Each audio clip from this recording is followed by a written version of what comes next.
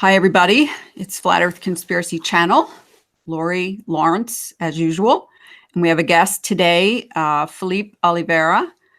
And he is also from the UK. So he and Lawrence are on the same time. So when they get tired, we'll stop talking. But until then, we're just going to have a conversation. And we're all at the same point in searching into this, not a new idea, an old idea, but our thoughts on it, into simulation theory dash matrix dash construct. We're going to try to come up with some new words because none of those seem to fit our thinking. So welcome, Lawrence. Hello. Hi, Lori. Hi, Filipe. And hi, Filipe. Hi, everyone. It's a pleasure to be here talking with you guys. You guys are like legends to me. Oh, that's so sweet. Thank you. Because, you know, compared to that, we get a lot of, you guys are completely insane and stupid and retards. So no way. So thank you, Filipe, for joining us and for offering to. And I know I kind of had to talk you into it a little bit because you haven't done one of these before, but you've watched enough of them that you kind of know what our format goes like. So thanks for jumping in. And we're very interested in your thoughts on this new direction we're going into and why. But I'm going to start off by kind of having you guys explain your path to this point and why you've sort of ended up on this trail. You know, obviously we all three started out as conspiracy theory nuts, and then we went to flat Earth and other conspiracies. And then from there, after having found out and realized and proved to ourselves that we're not living on a little round circle disc with a snow globe over the top of it, nor are we living on a square, a diamond, or anything other shapely, because we have no idea what the overall shape is. And at this point, it's kind of cool because it doesn't matter anymore. Once you get to investigating the simulation theory and other, you know, names for where we're at, shape is unimportant because you can't define it. So I'm going to start off with you, Filipe, as our guest, and have you just sort of jump in there and say, you know, what led you to this point? Well, the simulation theory was always in my mind for a very long time, but something was stopping me from researching more and start believing more, because it was related. Now I know why, because it was related to the globe, and it made no sense to me. When I first start researching about the flat Earth, that's when it started to make more sense, especially when I found out about the Pac-Man theory. It made a lot of sense, and I immediately realized, well, if the sun comes from one way and goes the other way, and suddenly it starts on the same way, it must be a simulation. It's like a process of elimination. You start eliminating things, and today that's where I am now. This must be some kind of a simulation.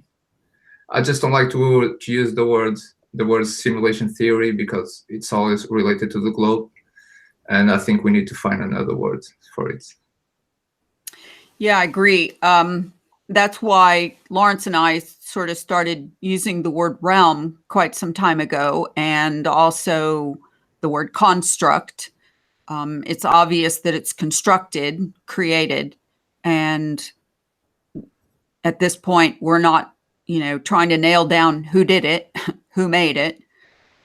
It's kind of, that should be the question, the answer to the question, and everyone will arrive at their own answer to that, be it, you know, a creator god or gods, or, you know, a bunch of teenage computer programmers in the basement somewhere of the big, place in the sky. So, yeah, I agree with you. Lawrence and I touched upon simulation probably getting close to 2 years ago. And then again, probably a year ago, I gone back and looked at some of the old videos, and we took our cursory look at it. And then it just we were so caught up in debunking the AE thing, kind of a once and for all. And once we got past that, and once we got to Pac-Man, and for those who are listening for the very first time, which would surprise me, but that's hopeful even, that the Pac-Man theory came about by the simple fact that the sun travels in a straight line at least twice a year. And if it does that, it cannot be going in a circle. And if it isn't going in a circle and it's going in a straight line, how is it coming from one side back to the other? And we kind of arrived at it in a backwards way. Lawrence was going through some old videos. I think one of them was Flat Earth Clues that had a Pac-Man screen on it, hidden in all the other pictures that were flashing on the screen. And it dawned on him, why did they have that? What was the purpose of that? And so that we felt like that was sort of maybe some predictive programming, or somebody, Mark Sargent deciding to drop a real clue, or absolutely just coincidence. But either way, how it happened, it doesn't matter, because it spurred on some thinking. So, Lawrence, are you here? Or are you off gathering bowls of rice or something for an experiment? Lawrence, so hi, Finn the dog. Join in the same thing of how you, act like this is the first time somebody's listening to one of our podcasts, how you came full circle from Flat Earth to where we are now. Yeah, well, like most people, when I came in, it was the Flat Earth, everything about it was already there. It was ready to use. Everything seemed to make sense.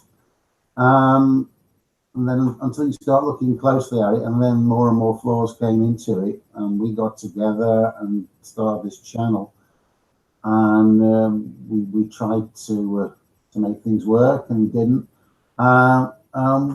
We looked into the sun at the equator, proved that it went in a straight line. You went into a great deal of research into that.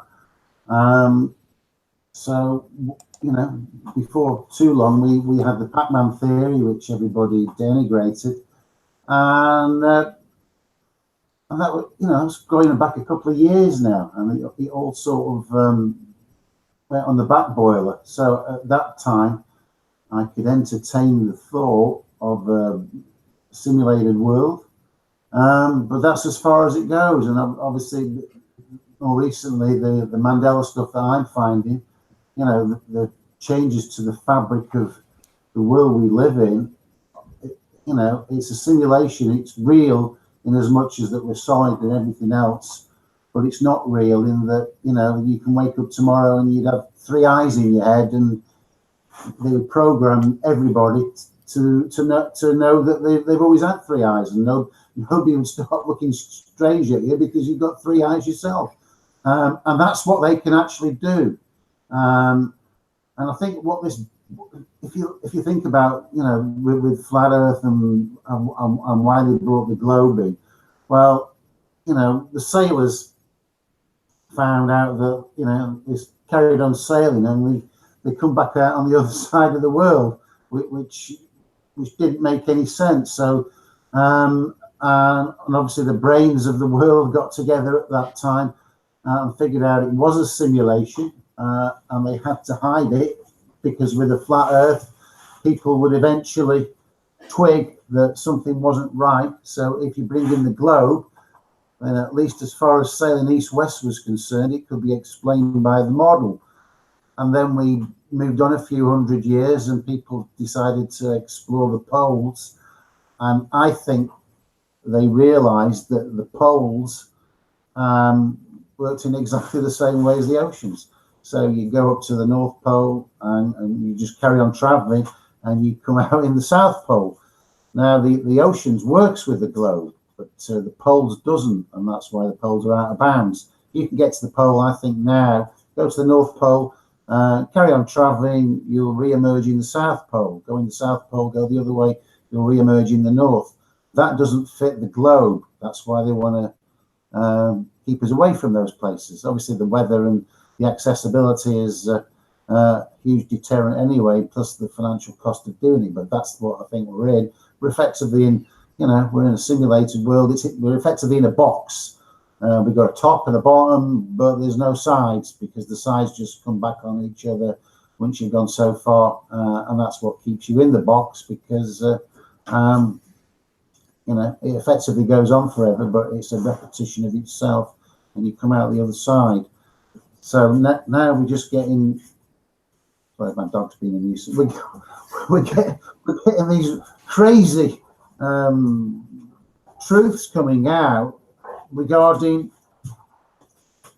things being changed, huge things, like continents being moved and islands being moved, an island becoming on the mainland, and aircraft changes, which was the big one for me. And I've got another one today, which I can share with you because this is quite a good one.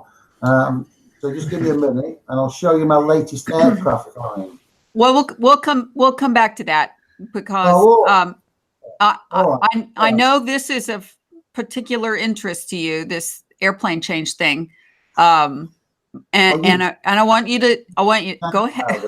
I'm sorry. You seem to be, being a bit cagey about it, Laurie. I mean, so no, I absolutely am not. It's just I don't want to focus every show on new changes. I want if the changes that we're finding help us define how they're doing something, then it's beneficial. Absolutely. What I do have a little bit of pushback, or if you want to call it cagey, about is I have just as much problem with the Mandela effect, and I'll put that in quotes, as I do a lot of these other things that can be psyoped, can be controlled opposition, can be gurued, and only because I've seen too much evidence, too many repeated times, that each one of these areas that become popular, specifically with conspiracy theorists and truthers, is that control. And so see what I said. See what I tried to tell you, Filipe. That's what that's what Lawrence does. So what I'm trying to say, Lawrence, is a little hint here and a little hint there. I'm completely fine with, but it's these terms of Mandela effect and flat Earth and simulation theory, blah blah, that are causing some of these boxes because we're not controlling what the rest of the world hears, sees, learns about it. Okay. So yeah, I do want to define it for ourselves and hopefully explain it to our listening audience and to anyone who is also investigating it. But I don't want to get bogged down in just repeating this, the changes, unless we can figure out, unless one of those things triggers, this is how they did it. Okay, this is how they changed it. If you can find one of those, that, let me put it this way, okay? People who believe in the globe constantly are asking flat earthers to prove it's flat. People who are flat earthers are constantly telling the globers, prove it's a globe and you can't use your, NASA CGI pictures. Prove it's a simulation is going to be the same mantra that is used by anyone who believes any one of the other realities. Okay. So how do we prove it? It's like proving God. It's almost nearly impossible. So the reason why I say let's come back to that is because I want to carry on a train of thought and question. Filipe, when you look into these new expanded ideas about where we live, and I'm not going to use any names because this is our way of trying to rename it, redefine it. When you see something that triggers the answer to one of the questions that you have from this part of this idea I have can't be explained. Okay. All right. I don't have any proof of it, or I don't have any evidence. How does your mind work when you're doing this kind of research? Well, I got so many thoughts that sometimes I think to myself, I don't know why I achieve these thoughts, and I start looking for it. If somebody is talking about, I was thinking about this simulation theory for a very long time, but related to the flat Earth, not related to the globe, in a completely different way, and nobody was talking about it. And I went to YouTube and made a search, and I couldn't find nothing related about the flat Earth. So I like to keep my own thinking and research a little bit about the others. Some things get in, some others, most of them not really. I'm not buying it, but I always try to think for myself first, and then check later if. And then some videos I watched, so some real people that they've been making a really nice job researching, and some things they get in, and they probably are right, and it's the way I found it to make my research. Yeah, that's it. Okay, well, and that's basically what Lawrence and I have done. We have collaborated for 3 years now, just bouncing ideas off of each other and testing and repeating and so on. Done a lot of repeating. I like to keep my mind in sort of a purist form and unbiased, because, one of the ways to explain a true scientist is, have you kept your own personal bias and beliefs out of, your research, and not negated or neglected looking at something because you already know, you get that little, that little voice in your head that says, this is not going to fit. And so, exactly.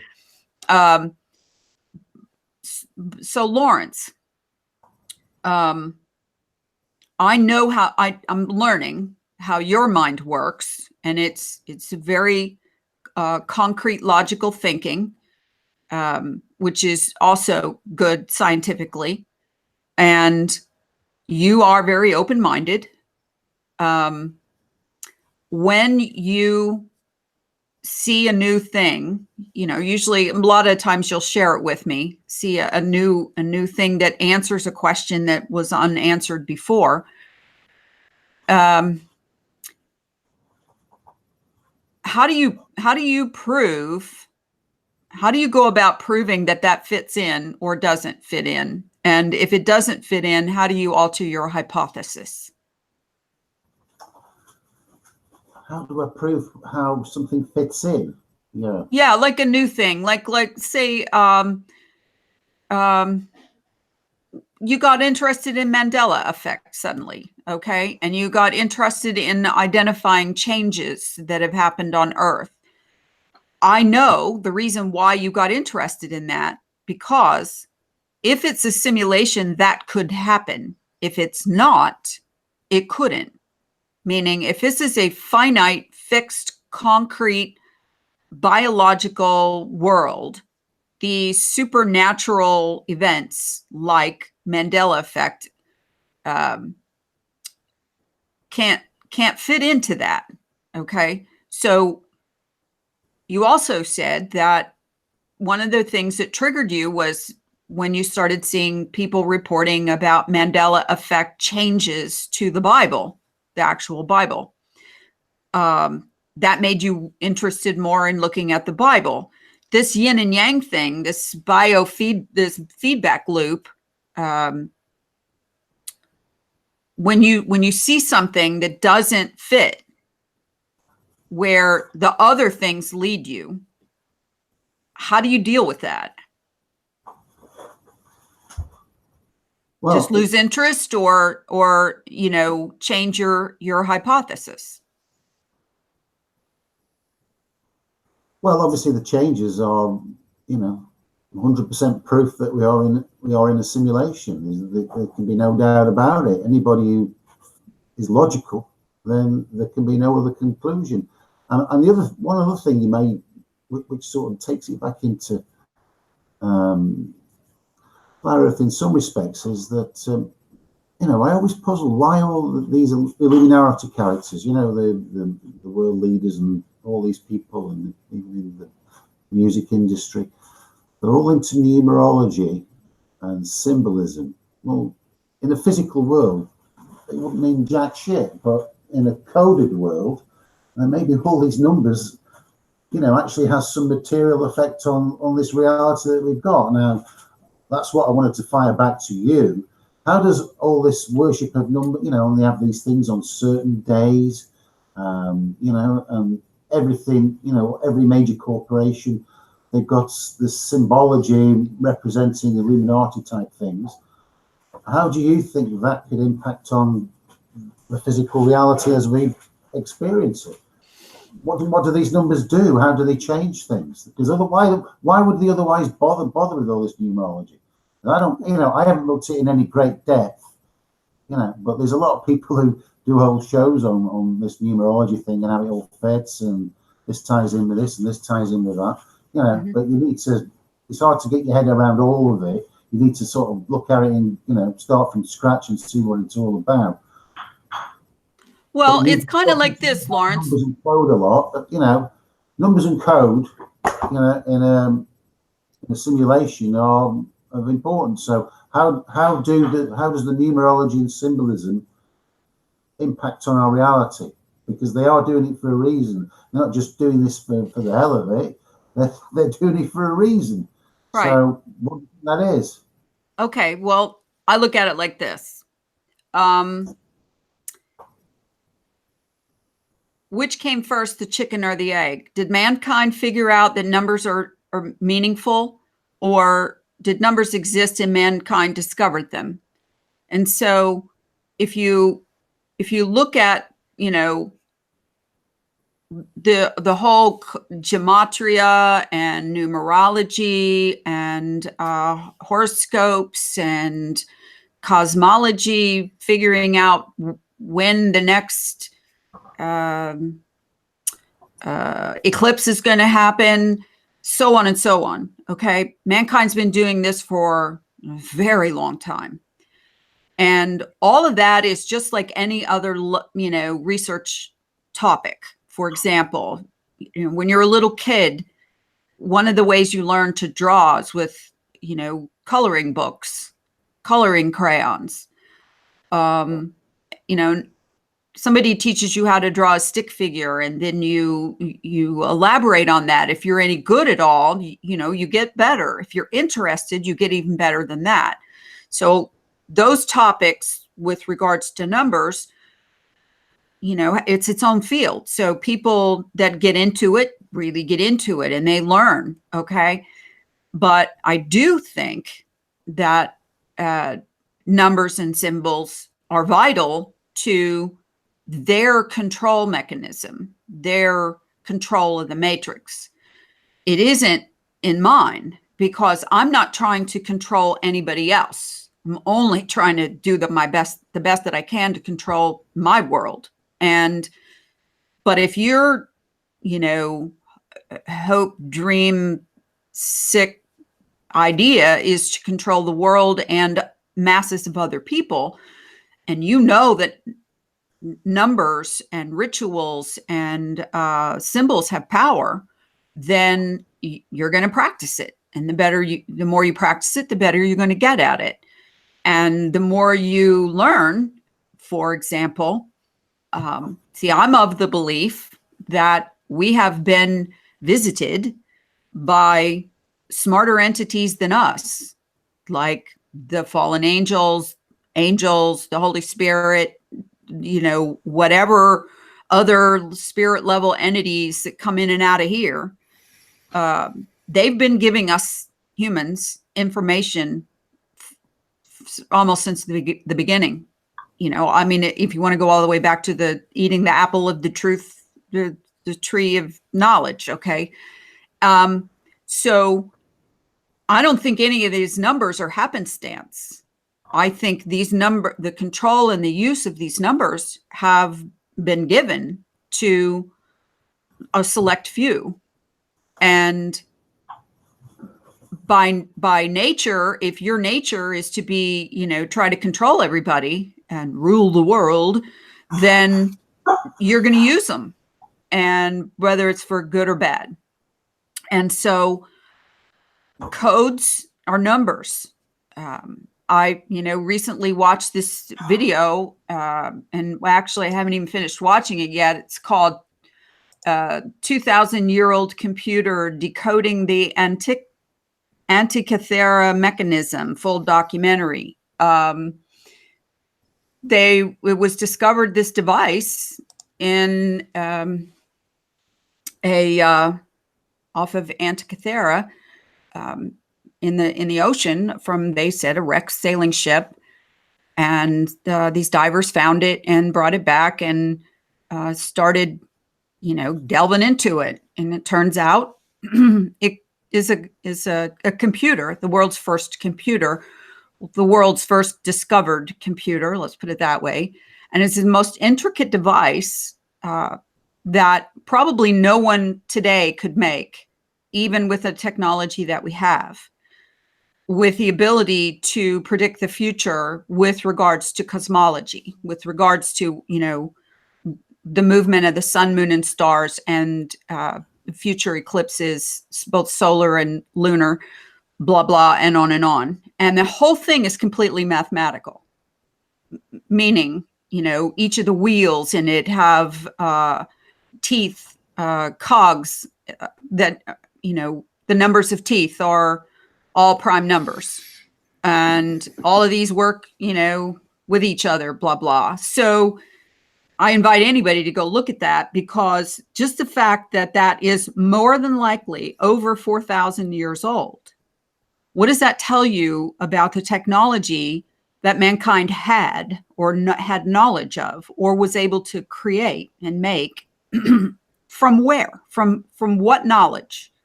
Because you can't pull this stuff out of your butt. It is impossible. And so someone somehow whispered it in somebody's ear, or showed them a diagram, or gave them the mathematical equations to make it, and it's perfect. So this knowledge has always been here. Laura, and they could predict everything based on geocentric Earth, stationary Earth. At the time, they thought that we're not on a globe, we are on a stationary Earth, and they could predict everything, and it worked really well. I watched the video. Yeah, you need to watch that video too, Lawrence. The symbology is another thing. I refer back to the Georgia Guidestones, where they actually outline the perfect utopian, hope of the Earth in the future. And one of those laws that they wrote on there it says, create a living language, a new living language. Well, what is a living language? What is a language that everyone can understand? And it's symbols.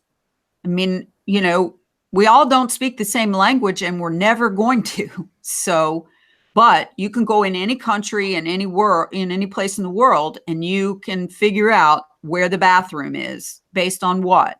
Symbols, not language signs. So symbols are universal, and so is mathematics. And so, having said that, here we are back to being able to define everything using numbers, using math. And you have to ask the question again, which came first, the chicken or the egg? Did the math come first, or did, you know, man figure out math and that, hey, this works accidentally or magically? So if everything can be defined by math and described using math, you know, that's the theory of gravity is nothing more than math. It's a description of what gravity would be if we could see it using math. So that circles back around to, if everything is numbers, then everything is numbers. Well, if everything is numbers at its most broken down aspect, that's code. I mean, that's code. Ones and zeros. Yeah, ones and zeros, on and off. On and off. Because that's what ones and zeros mean in computer language. The little switches that you hear flipping inside of your computer all the time are either on or off. That's our computer code. I'm sure God's got a different one, but there is a kind of code that is, you know, the ultimate level. It has to be code. And it makes you wonder, you know, how many people have they got working on the coding? Who's doing all this stuff at the moment? You know, going back to the, you know, the discovery, which probably maybe 500 years ago, they discovered the world was a simulation. And they probably had the discussion, shall we tell everybody this is a simulated world or not? And obviously they probably decided that, you know, it would be too much to tell people that they're in a simulation. So what can we do then? You know, well, they're going to find out for themselves. So they invent the globe, and the globe was there to hide the simulation. And if you're hiding the simulation, you're effectively hiding God or the Creator. Because okay. Well, let me extrapolate on that for a second, because I think it's different than it'd be too much for people to handle. I think it's more that if we know a secret and everybody else doesn't know it, only a limited few people, that's power. That's power over other people, is having knowledge that other people don't have. So, you know, every agency of government uses it. Oh, this would affect national security if everyone knew this. And so it isn't because they don't want everyone to panic. It's because they need control. They want control. Yeah, I mean, what I don't get, Laurie, maybe you can give a take on this. You know, the people that run this world, they know all this. They know this is a simulation, you know, and they probably know from the biblical side of it what the ultimate outcome is going to be for them. So knowing that they're on a loser in the long term, you know, they may have the power in the short term for the time that they're alive on this earth, but in the long term, they're going to be, you know, they won't even exist maybe. Why do they still do it? I don't get it. Why would you choose an option where your long-term future was to cease to exist? Well, because you're going to cease to exist anyway. If you've got nothing to lose, you've got nothing to lose. So if you've got nothing to lose and you want to maintain that power, then you're going to stretch it out for as long as you possibly can, hoping that by some accident of some thing or trigger of thing you do, or as a consequence of something you don't do, creates a scenario where you alter the outcome, alter the future. And so just because it's like a bratty little kid, you can tell them, don't touch the stove because it's hot. You can tell them 15 times, but I swear if you turn your back, they're gonna touch it because they have to see. Okay, they just have to know, or they have to defy you, one or the other. And I would be guilty of that as a kid. I was always defiant, and it's probably a part of my whole questioning authority issue I have. So, but if you have the ability to alter things and change things within the matrix and alter the perception of the rest of humanity, well, humanity isn't eventually going to judge the outcome of what happens to the earth and the universe and everything in it. That, I actually think we could make as big a mess of this planet plane as we could possibly do. And the creator could just erase it all, in my opinion. Okay. So I don't think that, the outcome, there are those who believe the outcome can be changed and the outcome can be redefined. So as long as they want to think that, go ahead. That's your option. None of us on Earth right now know what any of the outcomes is going to be tomorrow, day after tomorrow, next year, next month, or even if there will be one. So it's a day-to-day thing. Somebody sent a comment in. I wish I remember who you are to shout out your name, but said if there were no time, everything would happen at the same time. That time in itself as a construct has to be a part of our existence to create a linear timeline. Now, do these timelines overlap? Can they be erased? Can they be, copied over like a program? I don't know the answer to that, but that is a good answer. And I don't think it was their answer. I think they were citing somebody. And I hate paraphrasing and pulling stuff out of almost memory, but that's the idea. So insofar as the concept of, do you know how many people have been trying to answer the question, what is consciousness? What is our spirit? And is there even such a thing? What is time? All of these big questions. You've got, two schools of thought. You've got those who are curious and interested and want to find the answer. And then you've got all the rest of the people who are like, I haven't got time for this. I have to change my baby's diapers and, go shopping. So if you're of the group A, where you're curious and, you want to know, you're going to constantly have to keep evolving to come up with that definition. Otherwise, you're just living on faith based on what you think you know. I mean, there's people constantly bashing religious people for living on faith. You can't prove God, and you can't prove this and prove that, and yet all the rest of them live on faith that their government's going to take care of them, or the president isn't going to hit the red button and launch nuclear weapons, and on and on.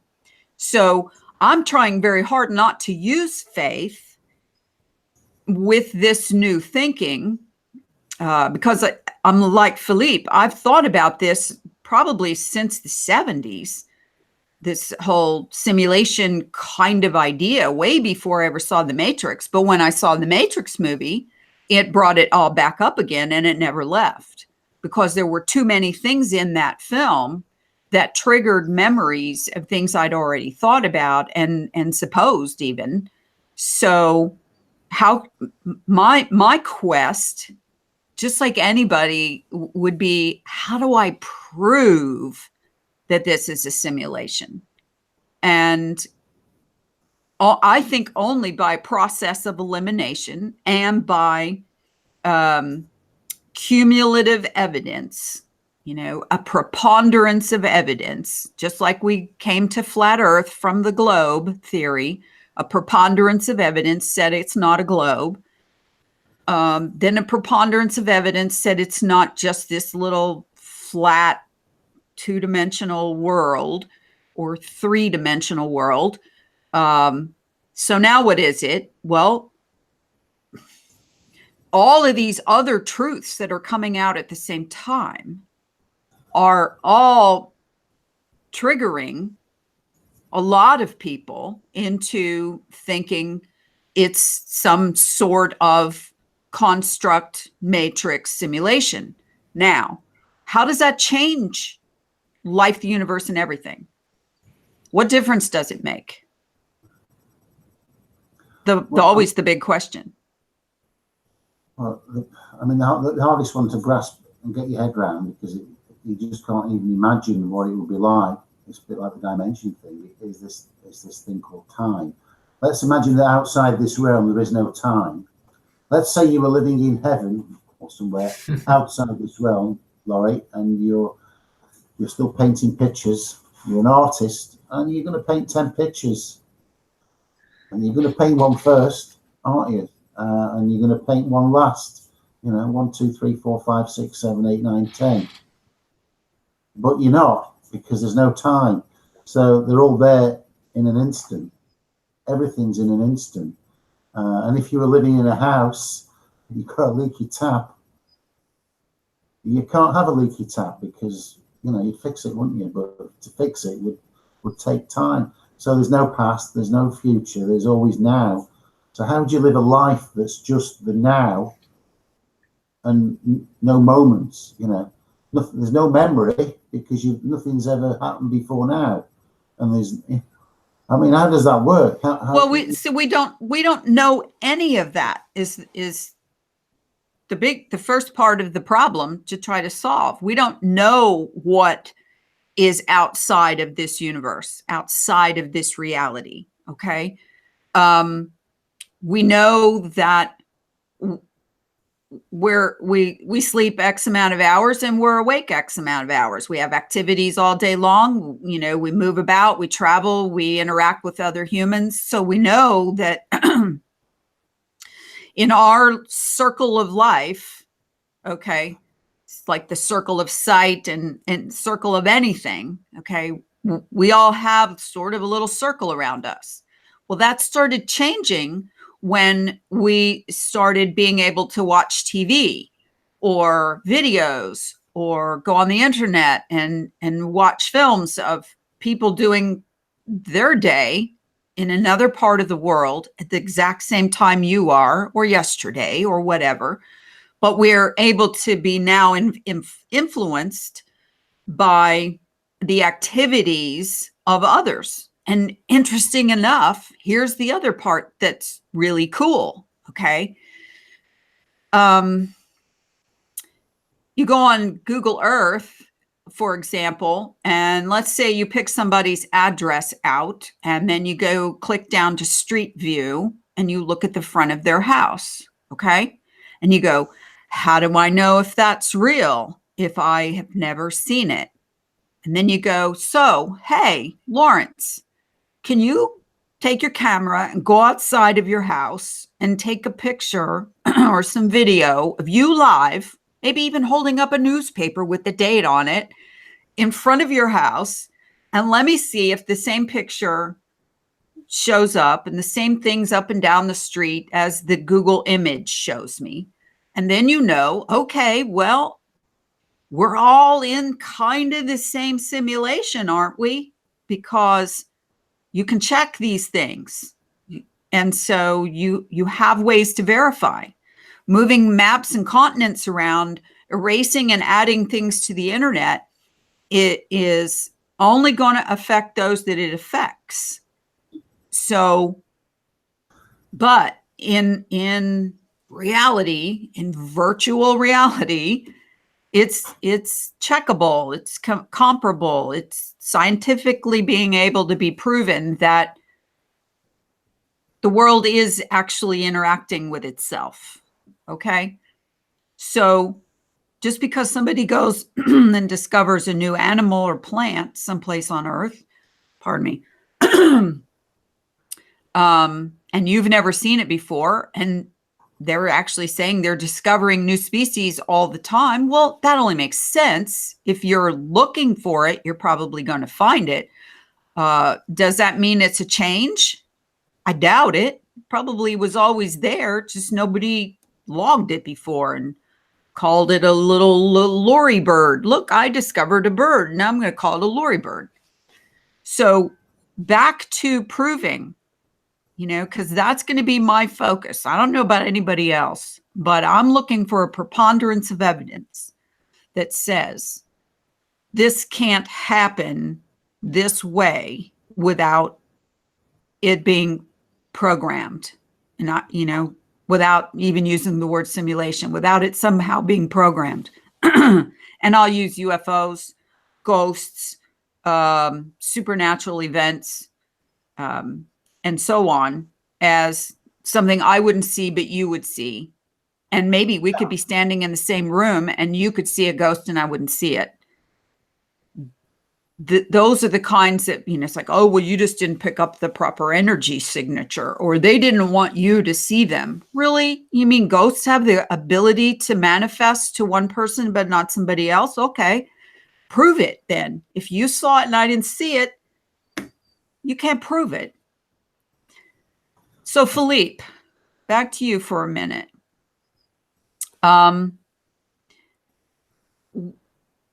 Now that you say, okay, it's not this, it's not that, and it's not this other thing, how are you looking at what others have said in the past to add to or back up your other findings? You know what I'm talking about. I'm talking about even anything from sci-fi writers to movies to books and novels. Can I just say one thing about time? Mm-hmm. I think time it's an illusion, but at the same time it's very real. Like I think the real us, where we come from, there is no time, and this simulation, it's all about time. You have time on everything, and I think we are here on this simulation to experiencing time. That's the thing. This simulation is all about time and duality, the zeros and ones. You have everything: a man, woman, light, dark.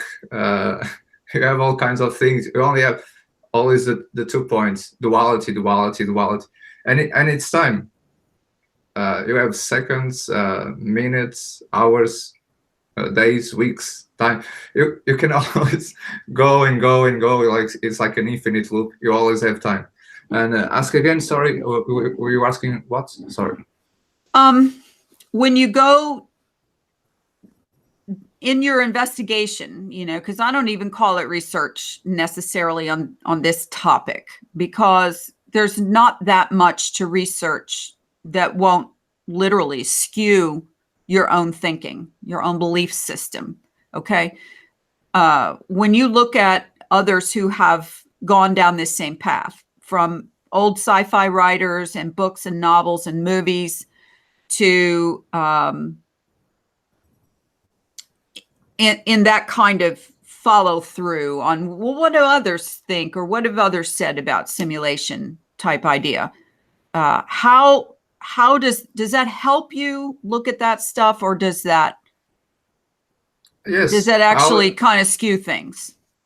I always pick up some bits from everyone, and if it relates to what I'm thinking, then I'm gonna keep it. I'm gonna keep it and finding more and more and more. But like I told you at first, most of the things I heard on the internet, I don't really relate to my opinion. But I'm just gonna pick up some bits from everyone. For example, you were talking about the movie, the Matrix movie. I remember the first time I watched the movie, I was completely away from these ideas, and it was my favorite movie. But I couldn't relate to the simulation theory only after a few years. But for example, the thing when Morpheus says, what is real? How do you define real? If you're talking about what you can feel, what you can smell, what you can taste and see, then real is simply electric signals interpreted by your brain. And it's true. It came to show me like probably nothing really exists. It's just electric signals. How can you have electric signals if you don't see it, if you don't... for example, the rice experiment. I've made the rice experiment, and it worked. It worked. I put hate on one, and I put love on the other one. And every day I will go to the love one and say, "Oh, I love you. You're pretty. I want you to be happy." And the hated one, I'll say, "Oh, yeah, I hate you. I hate you. Get out of here. Get out of here." And it worked. The pot that has the hate word, it became really, really nasty. And the other one, the love one, was really clear. So how can that be possible? There's some kind of energy, some kind of electric signals that we are all connected. And I think, and that's it. I always base on those kind of things that sometimes most people don't think about it. I'm not going to believe, for example, just because I saw a video about, for example, David Icke talking about holographic reality. I'm not going to believe just because he's talking about something similar. I need to feel. If I don't feel, I go on. Yeah, and you're talking about feeling in your gut. Exactly. Okay. Exactly. I agree. And also, we all know that a lot of these predictive programming books, movies, films, whatever, they do often what is called a limited hangout. They give you, information that is relatively, gotten out of the obscure department, and a lot more people know about it now. So they have no fear of putting that out there. And so they'll give you little bits of truth, or maybe even a whole lot of truth. And then they'll throw some monkey wrench in there to skew the whole thing into, this is all fiction. So I'll give you an example of what I'm talking about. Okay. I watched the movie Transcendence, and I think you watched it too several years ago. Lawrence, I don't know if you've seen this movie. It's called Transcendence, with Johnny Depp as the lead character. And the whole thing is about them implanting him in a computer, his consciousness. So number one, they think somehow they defined consciousness and was able to upload it into an AI computer. But in the film, they make all these, nanobots, nanotechnology, and the nano can go into other people, and he can, the computer can direct it to cure them, or, fix them, or grow plants back, or whatever. And I'm watching that and I'm thinking, yeah, I've kind of seen this idea before. And then toward the end of the movie, there are so many nanos that they're like in everywhere, all over the place around where their facility is.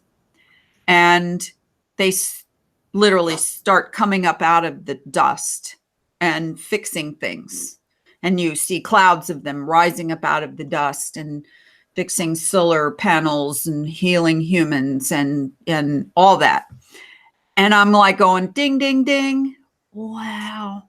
Why did that just make me think of Genesis in the Bible, where God made man out of dust and breathed life into him? Nanos? Could it have been that?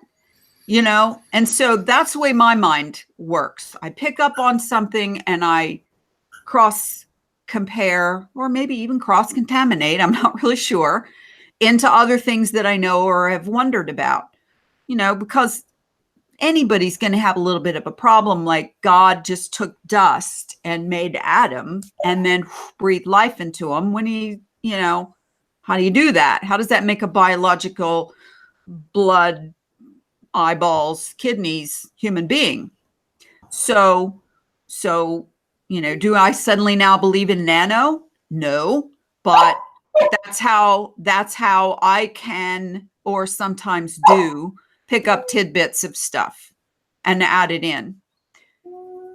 So, Lawrence, let me ask you this. Going back to the fractal thing that I talked about. Did I talk about that since we've been on air or before? Forgot. Okay, so let's imagine taking this idea of everybody knows what fractals look like, right? It's the spiral going off in all directions, and then the spirals make spirals, and the spirals make spirals. And it is, computers can even make these. It's like a mathematical code. So what if each one of us is a fractal in this, we all have the core construct as what all of the fractals are attached to. And some of the fractals, become electricians, and some of the fractals become the hobo on the corner, and this one's a teacher, so on. Yet all of them are connected back to the center of where this all began. You got to start from some point. This also, when you cross that with the E8 thing, which is talking about other dimensions that we cannot see because we're in this little 3-dimensional world, 4th dimension, 5th dimension, 6th dimension. When they take and make computer program, what do you call it? They construct it in the computer. They break it down to dots. Okay, and then these dots connect, and then you can make every kind of shape in the known universe with all these dots. And that when you break it down, our whole entire universe is a contact dot of all of these other dots in this giant construct. So every one of these ways of describing reality that scientists, astrophysicists, and whatever, however many physicist names they can put together, all of them seem to come to some end conclusion mathematically, whether they're describing a black hole or whatever. It's always math, because we have no other way to define it. Now, where did the math definition begin? Where did that start? Who started it? Any guesses? Yeah, probably God did it. I mean, and Filipe was saying that outside of this realm there is no time. Well, if God made the earth, this earth we're on, if he made it from outside the realm, created it from outside the realm, which you'd think he would, he wouldn't actually come into the realm because it wouldn't exist. He would have had to have created it from outside the realm, but it took him 6 days. So maybe the construct of time is outside of where we are. It would have to be for God to say it took 6 days, because if he was outside time, it would just have been, that's it, it's done. Otherwise, why would you need 6 days? There's no time. Well, did it take 6 days of his time or 6 days of Earth time? Exactly. It doesn't say, does it? No. It doesn't say. But if the Earth did not exist and he'd created it in 6 days, then he would have created it from outside the realm. because the realm wasn't there. You know, God was wherever God is, and he thought, and God at some point will decide he's going to create this realm and give it the name Earth. Okay, but it's outside of where he is. He is one place, the realm somewhere else has to be. You know, and then you've got these 6 different days as to this construction. So for God to mention time, he must be subject to time himself. Otherwise, it would say God created it and it was there. No time required, unless the time as mentioned in the Bible is merely to make it a story of sorts, you know, to embellish a bit, to make it a bit more interesting. Because if God said he created everything in an instant, then, you know, that's pointing to the simulation, isn't it? Mm-hmm. It's got to be. Oh, probably was just for us to. No, because they can change things just like that. I mean, we don't even realise that they have, because when they've changed it, it's always been there. I rented a cottage in Wales earlier this week, and went to get some shopping, and was going to cook our own evening meal, and everything in this place, it was a 300-year-old cottage, but everything inside it was very high tech.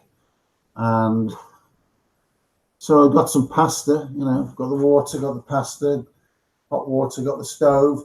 Turns the stove on, it's switched on, the lights are all on. Damn thing's not working, it's not cooking. And whichever which way you try, just ain't work. But apparently these cookers now, they only work when you put a pan on them. Put your hand on it and it doesn't do anything. You put a glass pan, you can put a metal pan, and it comes on. And of course, that was new. I'd never seen that before. Now, is that something that's just been, you know, invented and just thrown into the mix? And it, you know, I mean, they say it was invented in such and such a time. Because that's the problem we're in. You know, the thoughts that we have today may have been changed, but because we think it's always been that way, we don't realize it's been changed. Well, let me show you something. See this fractal right here? Yeah. All right. So over here, can you see my cursor? I don't know if you can see my cursor on the screen. No, I can't. Okay. Well, just pick any one of those little areas of, oh, wait, maybe we can do it this way. Yeah. Oh, not that. That's not what I wanted. Okay. Now can you see my cursor? Yeah. Okay. So over in this little fractal over here, planes had wings with engines in front of them. And in this fractal over here, the engines were underneath the wings. And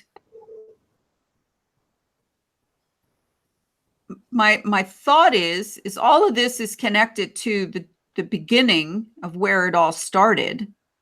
But each one of us has this basis, and then you have this second layer and third layer and whatever, okay?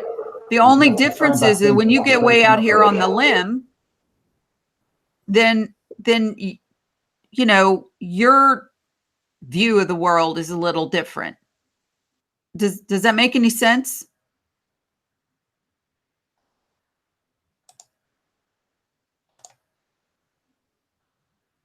Does that make any sense?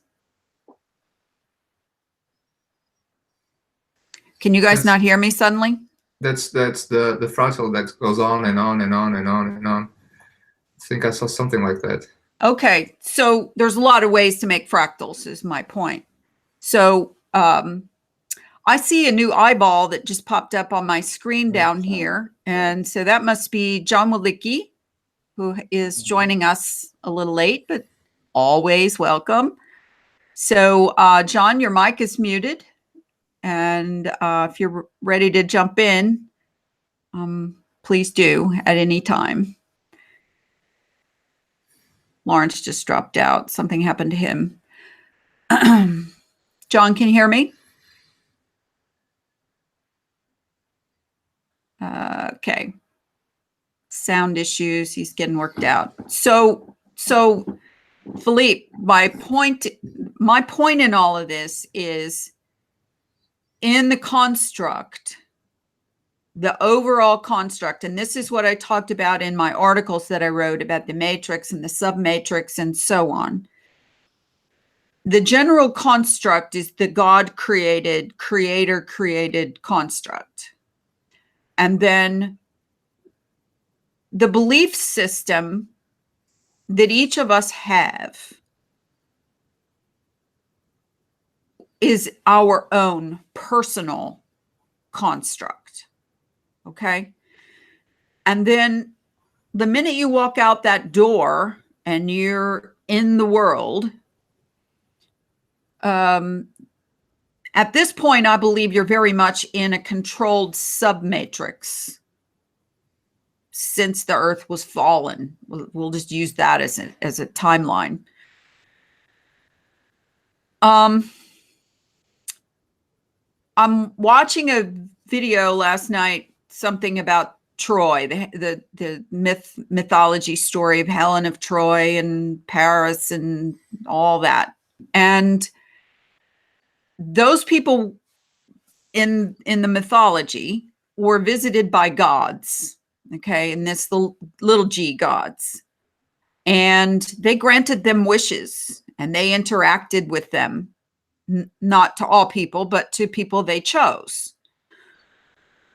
Very simple way to give you knowledge and bring you into their fold and control and use you for their purposes. Okay. That whole story of Helen of Troy, Paris was lost as a child, stolen by wolves, found by a farmer, raised by him. And then he was discovered that he was actually Alexander, blah, blah. So the story goes that along the way, gods came down and interacted with him. We will give you, if you will choose which one of us gets this golden apple or whatever it was, I can't remember exactly what it was. We will give you this gift of you will have the most beautiful woman in the world. And it didn't happen immediately, but it did happen later. That had immense consequences from there on out for the entire empire of Greek people and towns and cities and the whole thing. Because had he never met her, had that, interaction never happened. Now, I understand that this is mythology, but these stories jump around the world all over the place. It's not just Greek mythology. Go read your Joseph Campbell and you will find that there's mythologies about the gods all over the world. Not, they had different names even. Could have been the same gods. In Greece, they had these names. In, China, they had these names, so on and so on. Each civilization basically had these mythologies, interactions with these gods. And each time this happened, mankind moved ahead with technology, with advancement, with industrialization, on and on.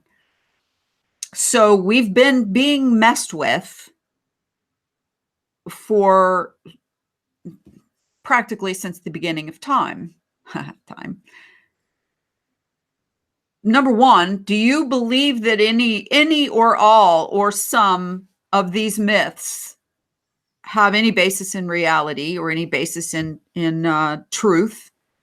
And if they did, do you follow along that same premise that, this information that we seem to have, including back to this Antikythera clock mechanism, do you think that was a gift from the gods, that information? Yeah, And that's for you, Filipe, because it seems like you and I are the only ones here right now. Everybody else keeps dropping out. Well, that's better. There you are. I believe it to be true. You think it to be true? Yeah, because they all describe the same thing with different names, most of them. Yeah. And And once you do the research and do the study into all the different mythologies of the earth, I mean, you only have to read. Joseph Campbell, for one, was one of the guys who definitely spent his career delving into it. I mean, he was the man, the myth, the legend when it came to that. So, Lawrence, did you hear any of the question? I don't think so. No, okay. Let me say it briefly for you then. There's, mythologies all over Earth, stories of interactions, humans with gods, little g. We don't know what they were. Some people call them fallen angels. Some people call them Nephilim. Some people just call them angels, entities, whatever, but non-human and not from here, not from around here. Do you believe that happened? And do you believe that this is where much of our knowledge and technology comes from? Or do you think humans just dreamed all this stuff up on our own? No, it obviously did happen, because the folklore that you get is basically the same, but it's just given the slant of the traditions of the people who live there. You've got the Nordic gods and the Greek gods and all sorts of other gods that were around, and we've got some of the evidence that they existed, which we saw with the giants, and the huge set of penis and testicles in the ocean of pertaining to Uranus. That's what it said. It was thrown into over the sea, and it's there for you to see. It is obviously that. So, that is evidence of Greek mythology being a reality for me, anyway. Might not be for you, or it is. Well, I mean, the fact that there's hieroglyphs, there's, all kinds of old tablets and rock carvings and whatever you want to call it that depict giant people, and they even look a little different than us. So why would we do that? People don't just dream stuff up like that. And so they were making icons to the gods, and they were possibly warning future humans of, we had these god things here. We had these big giant people here. And so, but even as much, as like Tesla technology and ideas that Tesla had, there's some very smart humans, but most of the big things that come in, hold on, let me get John figured out here.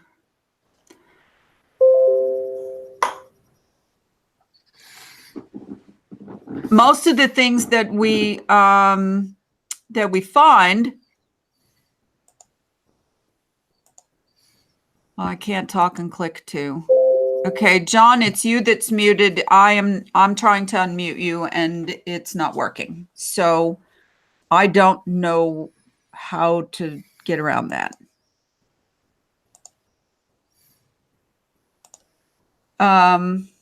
Okay, so my point is, did they come through and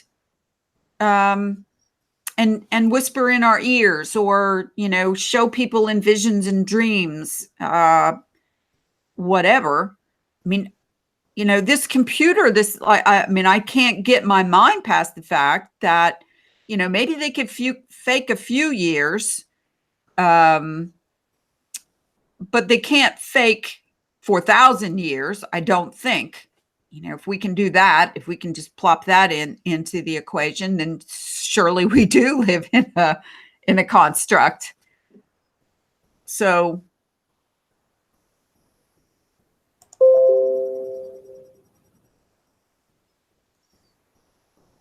okay, you guys go ahead and talk for a minute. I'm trying to figure out something about why John is muted. Ask by the Lawrence way, a question, Filipe. The one you've always wanted to ask him. I don't have too many questions. I've been following him on Facebook for quite some time, so I know where is that. I just want to say to him that he showed me on a comment. I think it's the best video I've seen this year. For me, it's the video of the year. It's called the England and the Great Stink. oh yeah, That was mind blowing, and I think if we were talking about energy and Asian technology, I think we need to go to the past to understand what was really happening, because I think this thing about free energy. I think the conspiracy it's all about this. They've been hiding this for us for a very long time. Asian people has been using, for example, churches. Probably they're not churches. They were built for a different purpose. Probably some kind of energy generators or something. I also remember that video shared about there are no power stations on flat Earth. That blew my mind as well. And I think it's related because it's all a scam.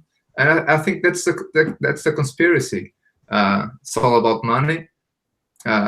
From the controllers, and we are slaves on this system, sick system that they create for us, because this world could be much different, and it's not, because that knowledge has been hidden from us for a very long time, but I think it's coming out. Well, think about this. If you go back to what I said about if you can have something you can control others with, then you're in control, right? So if you have to make everybody buy power from you, and you have to make everybody fall in line in your government construct and your monetary construct and all the rest of it, then why in the world would you ever think about making some utopia for everyone? If your whole, idea is, I will control everything. I mean, that's the farthest thing from my mind. If I found something that's helped humanity in any way, shape, or form, believe me, I would shout it from the rooftop. I would give it away for free, and I would, automatically you're going to have your people. Why are you going to pay your bills, and how are you going to make a living? And of course you would charge for that. No, I wouldn't. If it improved all of humanity, like free electricity, of course Tesla wanted to give that away for free. Of course he did. Yeah, because he wasn't part of the controllers, and he was erased. And another curious thing, I think his father, Tesla's father, was a priest, so it's related to the church. So I think he knew something, and I think Tesla knew all of his knowledge from his father. Something tells me, I can't prove, but something tells me. Well, also, interestingly enough, there were rumors for years that when Tesla died, there were some papers in a vault in the hotel, and those papers were taken by, who knows, CIA, FBI, whoever, agents of somebody, maybe the Watergate guys, I don't know. And that the technology was hidden. Well, surprise, surprise, I'm going through some videos the other day, and I come across a video randomly where these people are driving down this country road, and they spot what looks like, what is it, Warcliffe Tower that Tesla built on Long Island. The top dome thing was just like that. The bottom base of it was kind of like modern compared to what he had to build it out of back then. And it is out in the middle of what is commonly known as bumfuck nowhere. And there it is. And it's some company building it to use for basically sell radio wave technology. Okay. There were no wires coming out of the ground. There were no wires above. It just was a tower out in the middle of what looked like a cornfield with that dome top on it. So somebody is using that technology. Either they reverse engineer, figured it out, or something, and they're going to sell something with it, whatever it is. If it's going to be the oomph that gives 5G its broadcast power, I don't know. So the whole idea is, you know, what did he know and when did he know it, and who stole it? And now, God, what is it, 100 years? Getting close to? No, it's not that long, but, you know, it's a long time since he developed that technology. Or was he actually hadn't even really developed all of it yet? He was still doing experiments. So, okay, back to, I keep wanting to, you know, come back to these talking points. And John, if you can hear me, your mic is muted from your end. I cannot unmute it from my end. And so I want to keep coming back to what difference does it make if it's a matrix and if it's compute, you know, if we're a program in a computer. And one thing, though, Lawrence, I thought about the other day that you had said something about giants versus the reset was smaller versus smaller. If we're code, none of that makes any difference other than the coded design that we all see. Okay. If it's all code, it's all a conglomeration of electromagnetic or magneto-electric, whatever energy, then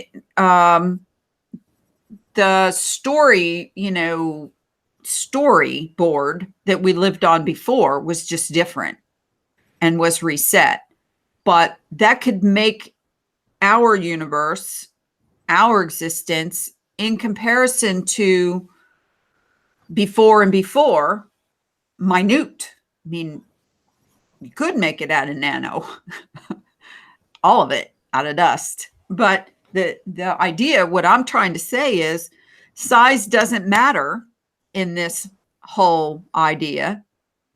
But apparently in the previous construct, if it did include giants, it did matter because it wasn't sustainable.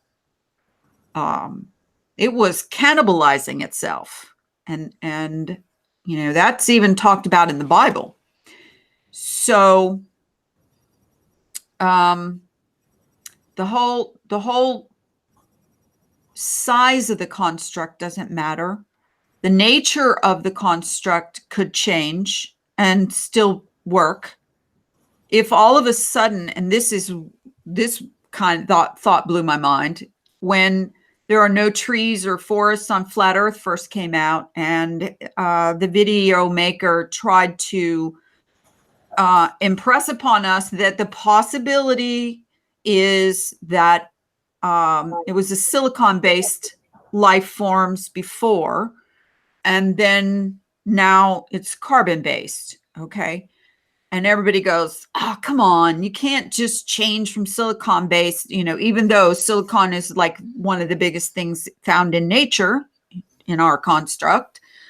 You can't just change. Well, you know what? In a construct, you can change from anything to anything, right? No big mystery. What do you think about that? Yeah, makes sense. I mean, they started off with the construct as it originally was, but they've left the remnants of it behind because it's there for you to see. You know, they've left all the old technology from previous civilizations. That's like that thing you sent me. I think it was some watch that was a few thousand years old with all these tiny cogs in it, and they haven't wiped out the previous constructs. They've left them for us to find. So yeah, they can change anything overnight, and they are doing. I mean, some of it's very recent. So maybe we'll come to that later. Well, one thing that's obvious is that obviously when they do change something, they try and backdate everything associated with it, but sometimes it's so recent they haven't got around to it yet. And when they do change it, it will just be the same for everybody. So, for example, if I said to you, Laurie, what's a Moses basket?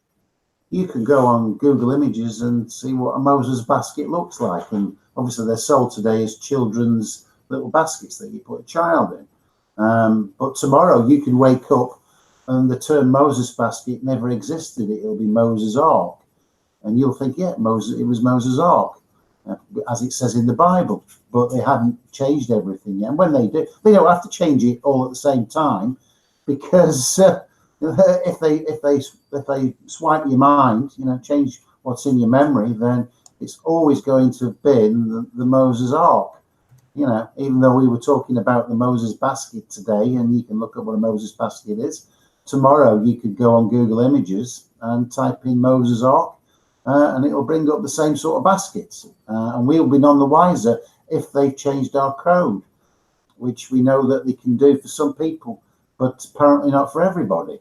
So obviously they are selectively changing the code of memories and how people understand things work for a reason, just those that are directly affected by it, so they can get away with it.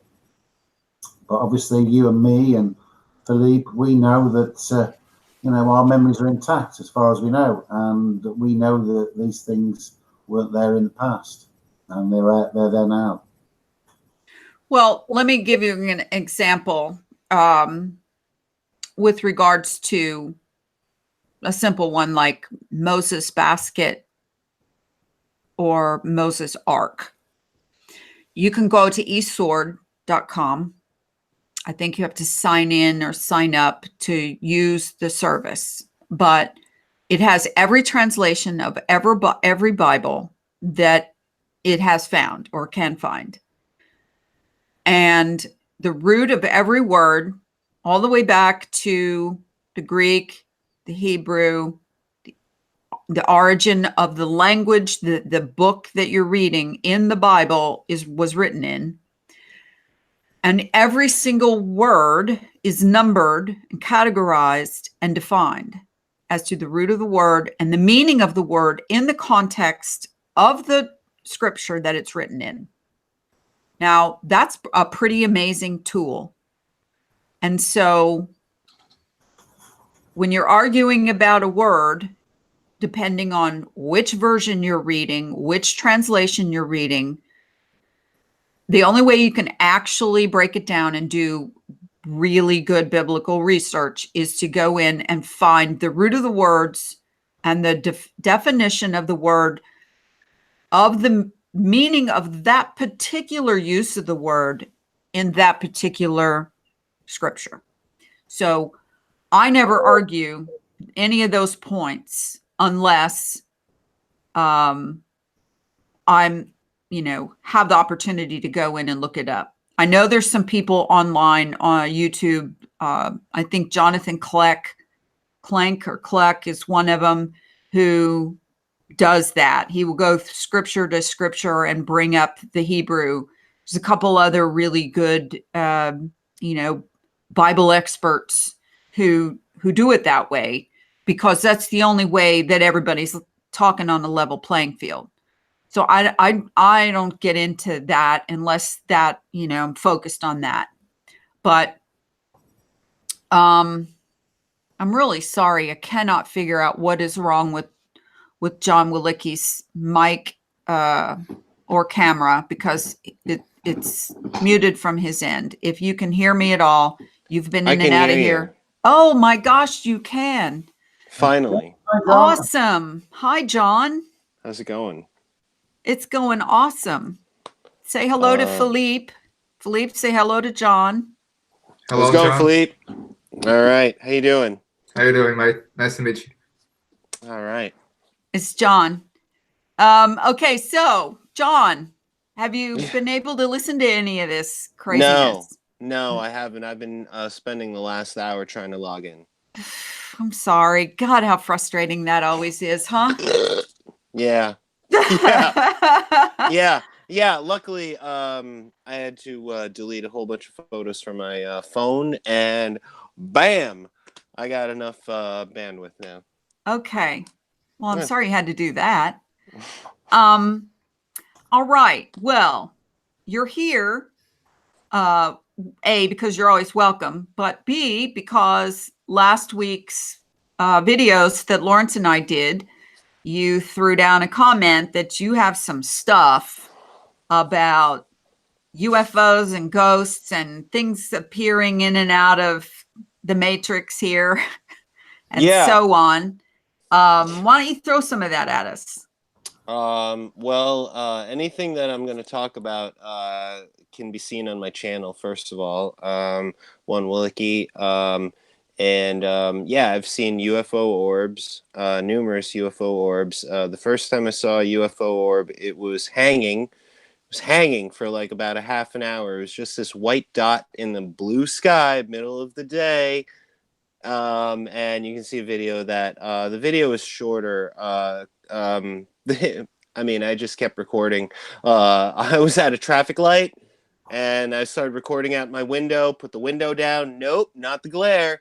Then I parked somewhere. Then I went to my house, and actually my dad, who is now passed on, but he was actually a witness to it. So he actually saw it too.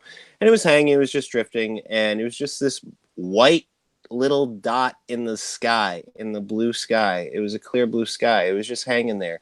It was sort of, going bad, but it was just there. And it was maybe like a couple thousand so feet. you know that it wasn't a No. plane, and you know No. that it wasn't, Wasn't a balloon. Right. Okay.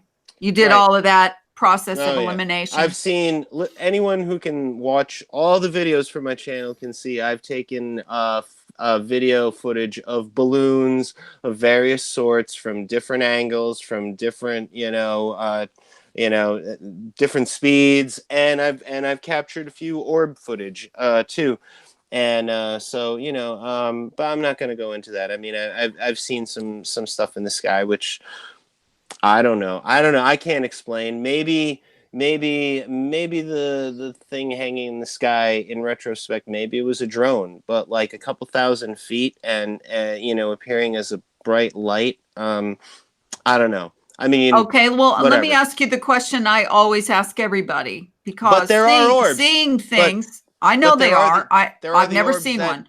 What did it look like when? Sorry, what did it look like when it disappeared? Or did you ever see it disappear? No, it basically just started drifting really slowly, just over the tree line, and basically I couldn't capture it anymore. Okay. Yeah, but it was basically where it was. It was generally like very my proximity to it, I would say, would be like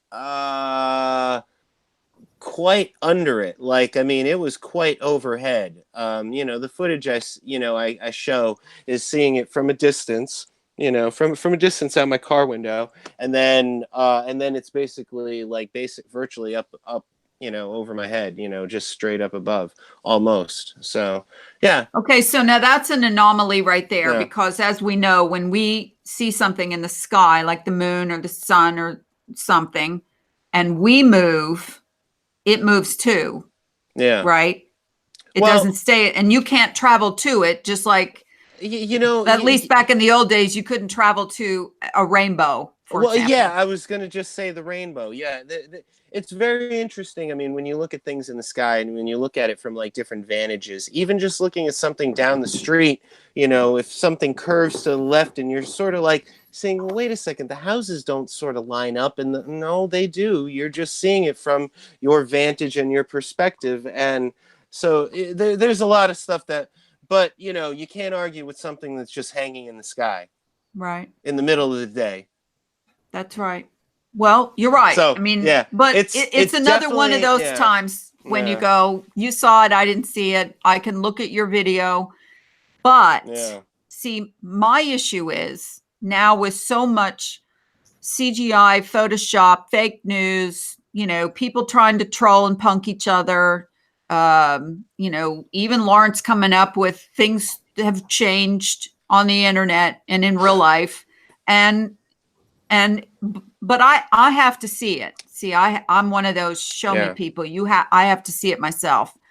Well, you might get lucky one of these days. I mean, there's more and more everywhere. Well, that's interesting too, because I watched one of those kooky documentaries on TV the other night about what is the guy, Stephen Greer?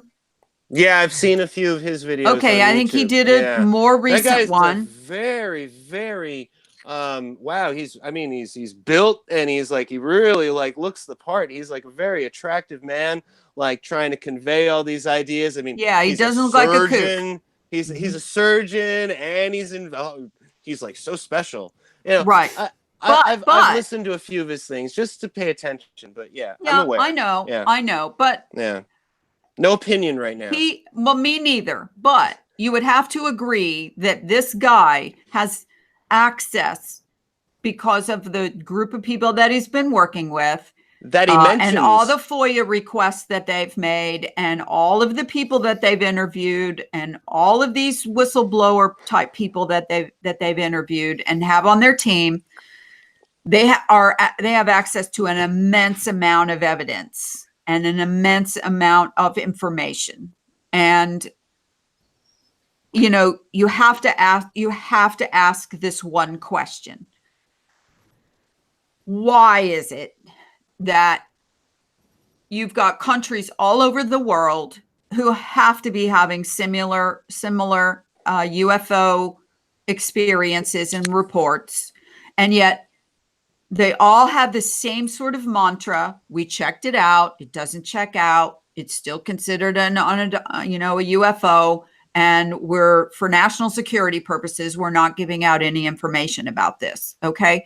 And then you think, what is it? Is this like the Antarctica Treaty comparison to UFO, information? Like, let's all sit down and agree that we're not going to, disclose anything. Many things. It could be so many and things. so, but it has to make you wonder. Okay, sorry if I have to bring up Transformers 4 or something, where they meet in the North Pole with the Transformer bots, the creatures, and say, you have to stay here just a little bit longer, and you can't come here yet, and so on. Can you say something about Transformers? Sure. I really loved that movie because I think there's predictive programming in that movie. Well, you know my last name, and that first Transformers movie, I thought it was like built around my life, because here it is. This guy, his name is Sam Witwicky, right? And he finds himself to like get his hands on this Camaro, right? This yellow Camaro with black stripes, right? I got a green Camaro with white stripes, 1969. It's like, and I'm watching the movie and I'm going, God damn it! Is this another me in another universe? I was so into something? Transformers when I was a kid. Yeah. Yeah, it's there's so many different aspects to it. I mean, there's military. There's extra dimension, there's extra, terrestrial, there's extra temporary, in different time or different, I mean, dimension, whatever you want to say. I mean, there's so many, possibilities that you can't like knock it down, I guess, like, whatever your experience is, is special, to, I don't know, that to that movie. Well, okay. Now let's see. This is the way my mind works. I combine all of this information that I see not only in what I consider predictive programming, because the reason why you can say it's predictive programming is because, damn it, if in the future, you know, from 20 years ago, some of this stuff becomes technology today. I mean, you know, who was it? Philip K. Dick, or who was the guy who first wrote about Blade Runner. satellites Yeah. in sci-fi? Lawrence came up with the video phone he said he never saw existed. You said you worked at a store that sold video phones in what, 1991? Yeah, we had the AT&T 2500. It was sold in white, the typical classic AT&T white of the you know, the time of the late 80s. And you know, that beigeish white. And yeah, it was amazing. I mean, you know, they had two phones set up back to back. So like, you know, when you were in the store, you know, I worked in the phone and fax department for a while before I was at customer service. So, you know, I was literally hands on. And yeah, I mean, it worked great back to back, but I mean, I don't know what it worked like, you know, over the typical distance. Well, I mean, well, there was a modem, but it was like a year before the cable modem, you know, so that's significant because a cable modem, I mean, you hook up to cable, you have 1,000 channels right there, so you have bandwidth galore, right? You know, so right, and so you're saying the original one was through the actual phone lines. Yeah, it was. I mean, they had a modem. It had a typical, you know, whatever. I don't know what the KBBS for the modem of that time was, but it was certainly, you know, less than a cable modem. All right, so there you go, John and Lawrence. Now Lawrence is saying that this is a change, and John is saying that he witnessed video phones. So how do you $1,500. I mean, would you even spend that? The price point was too great for that time anyway. So, you know, okay, that's why no one bought them. okay. And IBM had Filipe, video mute your phone mic as well too. So yeah, but they never did anything with it either. Oh, and the thing from I referenced originally Total Recall, which was 1993, the year after I was at the store in 1992, and the phone in Total Recall with Arnold Schwarzenegger is actually a Novatel phone. So there was like, you know, competing technology, but neither one of them took off really. So I don't know. All right, They Lawrence, flash in the pan. What was the 2001 Space Odyssey video phone year? That was, when was that? 1968? 1968, but the phones, according to our present reality, were available to purchase in 1964. So why would they be putting it in 2001 as science fiction when it was already reality? Everybody would say, yeah, I've got one of those, you know, or you know somebody who'd got plenty of money. Oh yeah, that rich guy down the street's got one of those. I'd never seen one till I saw that movie. And yeah, I never heard of it either. I mean, John, what did you make of the aircraft? Did you watch the YouTube about the aircraft? I've watched, yeah, you know, the aircraft. I mean, it's so cut and dried for me. I found some more evidence actually. I'm staring across from me. I have to like dig it out. Literally, I'm looking at it right now. It's called The Great Book of Modern Warplanes. And I want to dig it out to like see what the it has schematics for warplanes for the greater part of the 20th century. So definitely there's yeah, I don't know, the book was printed in the 80s, so yeah, but I'll definitely like check it. Have a 2-minute interview, Laurie? I can just show John this new bit of information. It's sure. Show me. Only going to take us 5 minutes, so I'll share the screen. Knock yourself out. I'm going to run away for a second. I'll be right back. You guys carry the show. Yeah, this is NASA's Boeing 747 with a space shuttle. I'm just going to play the last minute of that. Oh, the space shuttle.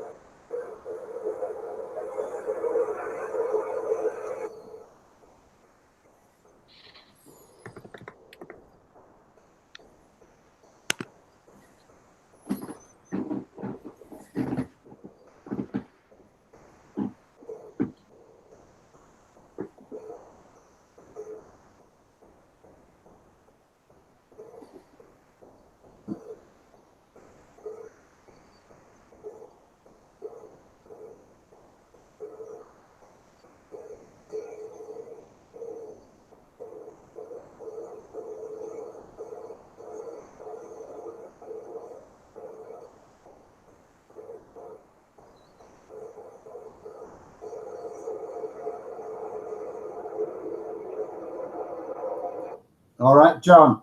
So looking at that Boeing 747 that's carrying the space shuttle, can you see that the engines, 90% of them are ahead of the wing? I can, yes. Okay, right. So come out of that. Is that what type of plane is that? It looks Russian almost with the back stabilizers. Yeah, that's a slight modification to the plane. It's a All red right. jumbo that's been slightly modified. But those Yeah, engines, yeah. let's go to the Boeing 747 now. Hang on. So here we have the first 747, engines in front. That was 1968. Okay, now let's take a look at this image I managed to find after hours and hours of digging. Aha, now look at this jumbo jet. It's identical to the one we saw before, apart from the engines. Now, this is how I know that the jumbo jets were and all the other planes. The engines are completely under the wings. I see that. Yeah, now I'll show you the two aircraft side by side, and you can see the visual comparison. The photo almost didn't look real. So that's the one from the. That's the one from. That's the one on the right is from the video. Yeah, and you can see it's the same shuttle, same aircraft. One's got aircraft. The one on the right's got wing engines to the front, and this one is one of those bits that slipped through the net that they haven't changed yet, and the engines are under the wings. So there is hard evidence that that our reality has been changed. So the physical plane, you know, if it's still in existence, will have engines to the front. And if you go to all the aircraft, you know, graveyards in America, in the deserts and places, all the old planes going back to even to the 1960s, they've all got the jet engines, you know, 90% or so forward of the wings, apart from one or two. I think the Boeing 727 had one that extended for the entire wing. But there you've got the shuttle. Yeah, you've got as it was, and as reality has been changed. You know, one on the left is the real reality that we should all have in our memories, and the one on the right is the one they've changed recently. Well, I would beg the question: are either of the two images actually real? I might say the image on the ground to the right might be a real image, but let's say, you know, similar to other, you know, contested NASA photos, you know, the one on the left may just be, you know, just a figment, just a photo, not a Photoshop of the time, but like, you know, just something to show, hey, see, this is how we can fly it in the air, you know, something that's just been created, that's not necessarily real. But even if it had been, And you know, using some sort of, you know, photographs that aren't, you know, let's say in line with let's say they didn't think about the engines. Oh, I don't know, that's just my thought. so you're saying they could have redesigned the engines just for the purpose of getting a shot? Well, I'm saying they haven't, because that's how the engines always were.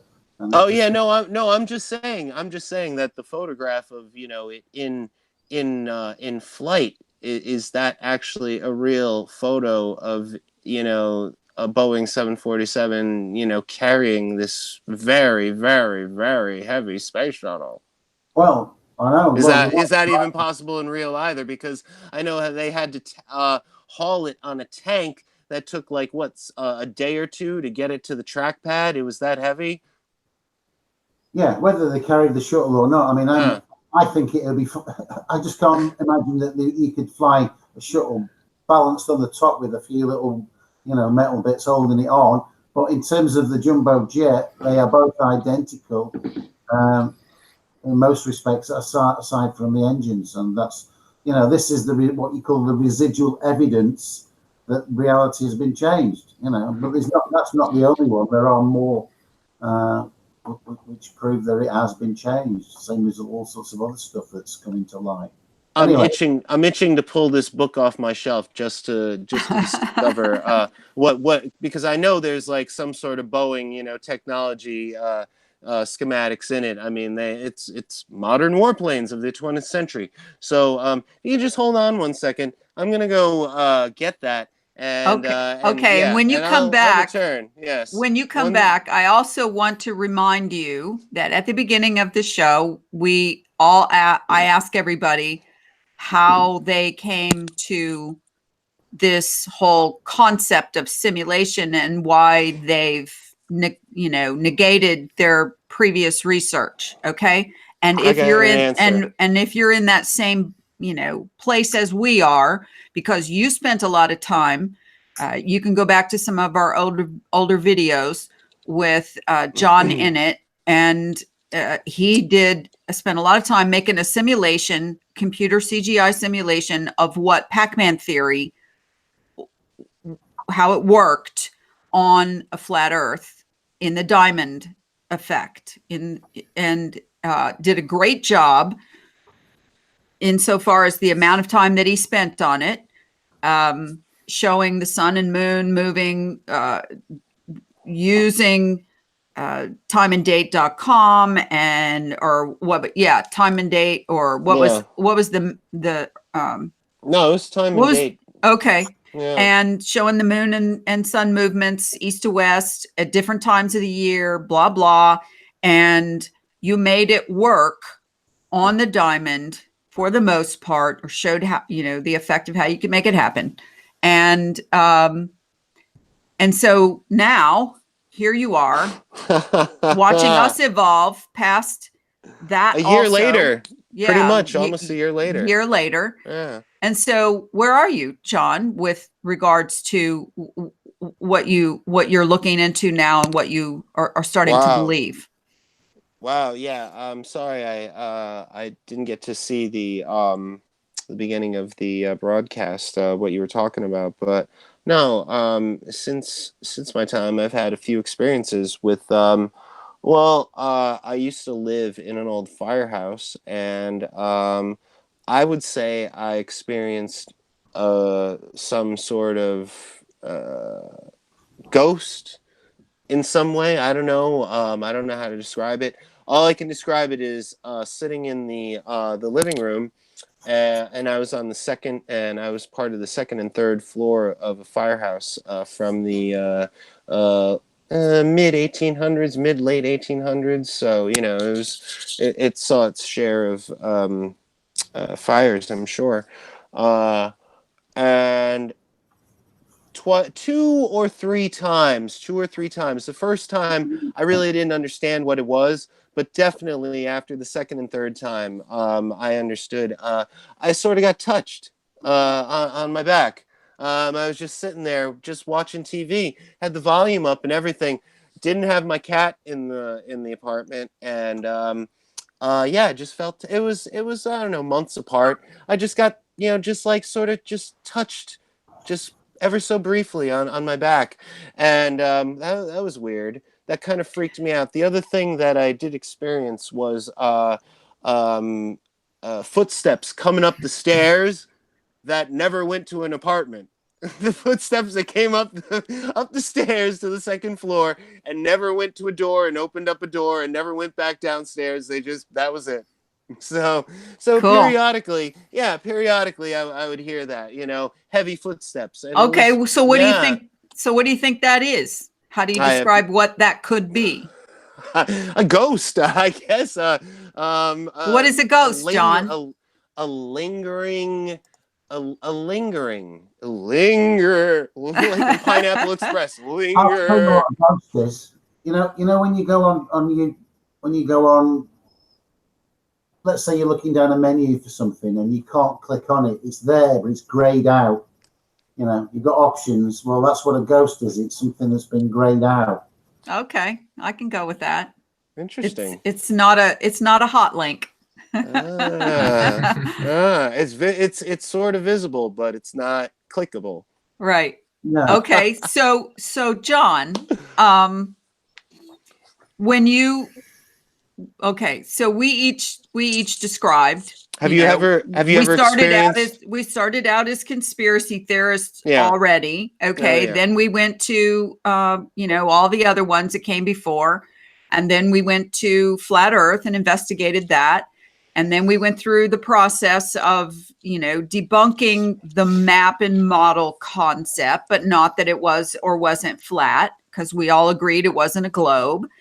And then we went through that process, and then we came to Pac-Man as possibility as to how it all could work. Okay. Then we kind of came to the end of, like what happens now with Pac-Man and with, what is the shape? And, now does it even matter if it's a diamond? We did get to, you went through the processes that Lawrence and I went through with placing the continents on the map, and which is the map that is the most realistic for, where the continents are, and does it all match the UTM grid and the whole 9 yards. Okay. And the diamond was the one that managed that the best. But then when you come to the end of that, and you are faced with Pac-Man, and then you try to define, well, how the hell can Pac-Man work? Okay. Without this being some sort of simulation. And so now, Where am I at? what are you doing to try to define this in your head? What is this?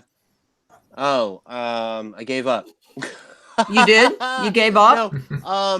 No, after the diamond, I went triangular. Everyone says, "Oh, I'm going to get into shape. I'm going to get into a triangle."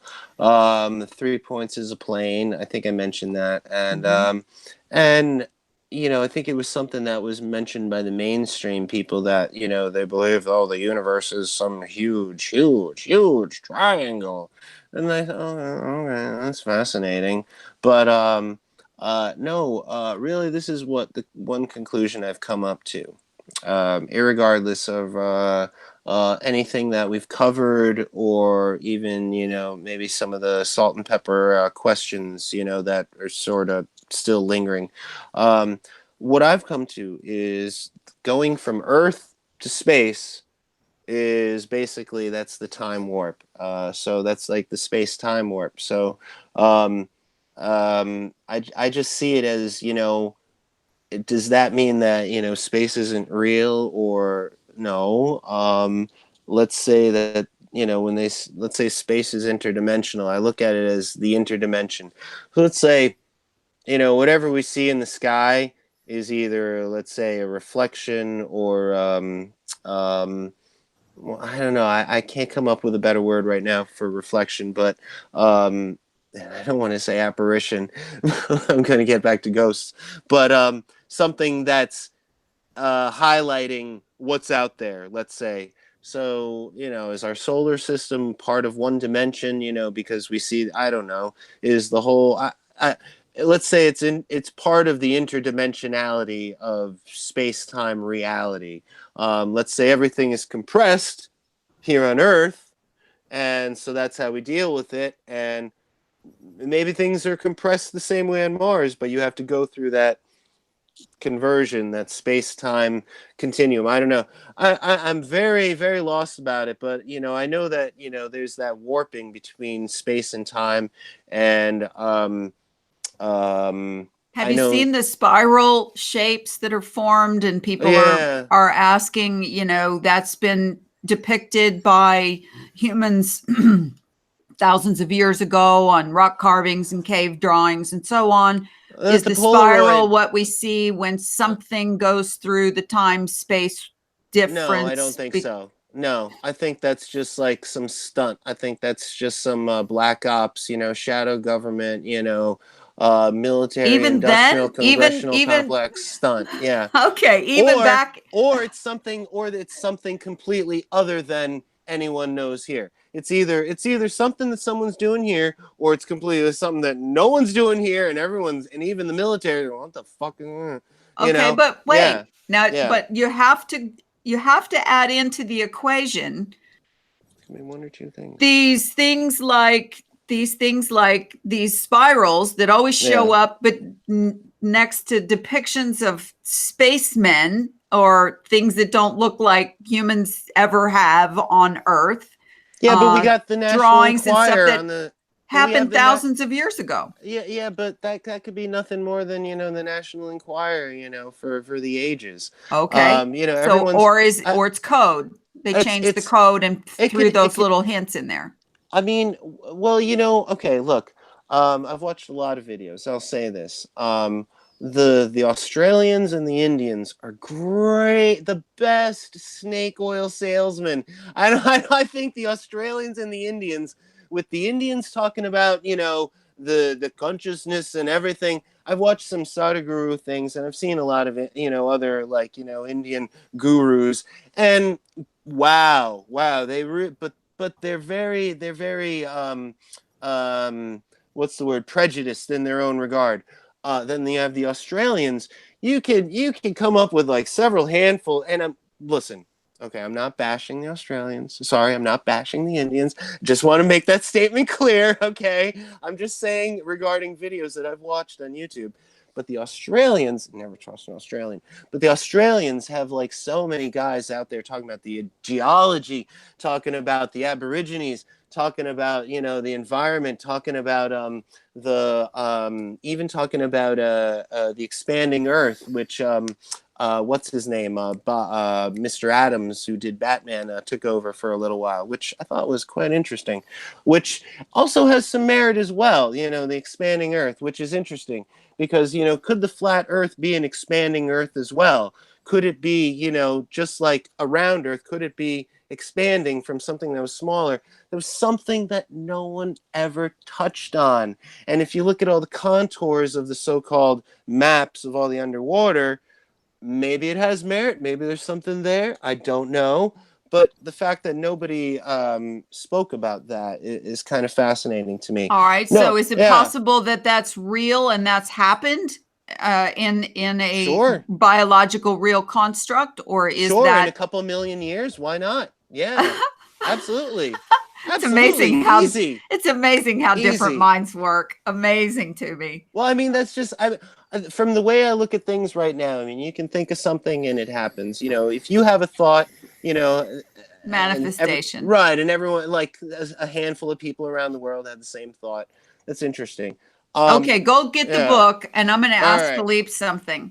All right, okay, Filipe. I'm going to be listening, but I'm going to mute. Okay. Filipe. Yeah. You've been quiet for a while. Yeah, now, I was just listening. You're listening to some, really altered consciousness guy like John, who, you've got Lawrence on one hand, who's very concrete. You've got me on the other side, that's very abstract. You seem like a pretty middle of the road, show me kind of guy. You don't let your mind wander off too far. And each of us has not only our own way of computing things in our head. Okay. You mentioned earlier that you go by what you feel. And so I'm going to call that your gut. Okay. Your gut feeling. When you look into supernatural events, supernatural concepts,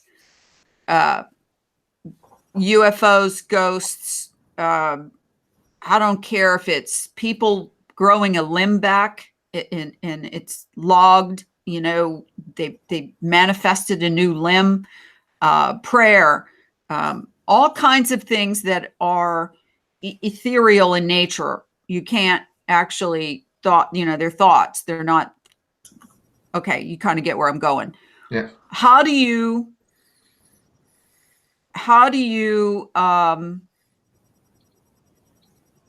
take in or take out things? Like John automatically said, well, maybe that's a CGI picture. Okay. How do you add or subtract all of the supernatural things that you hear about as to how much of it can be real in a biological construct versus a complete simulation? I think the paranormal is just another thing saying that the simulation is real. Because I also have my own paranormal moments. Tell us. I mean, I've seen loads of strange things in the sky, here on Earth, but in the end of the day, you know, I don't know. Probably I was not seeing right. Probably something happened and I saw it that way. But I had two, and one of them was really personal. I don't know if I should talk about it. I think I talk about with you already. You know what I mean? Yes, you did. But I think it's okay to talk about, because I don't think it affects anyone negatively that has anything to do with the story.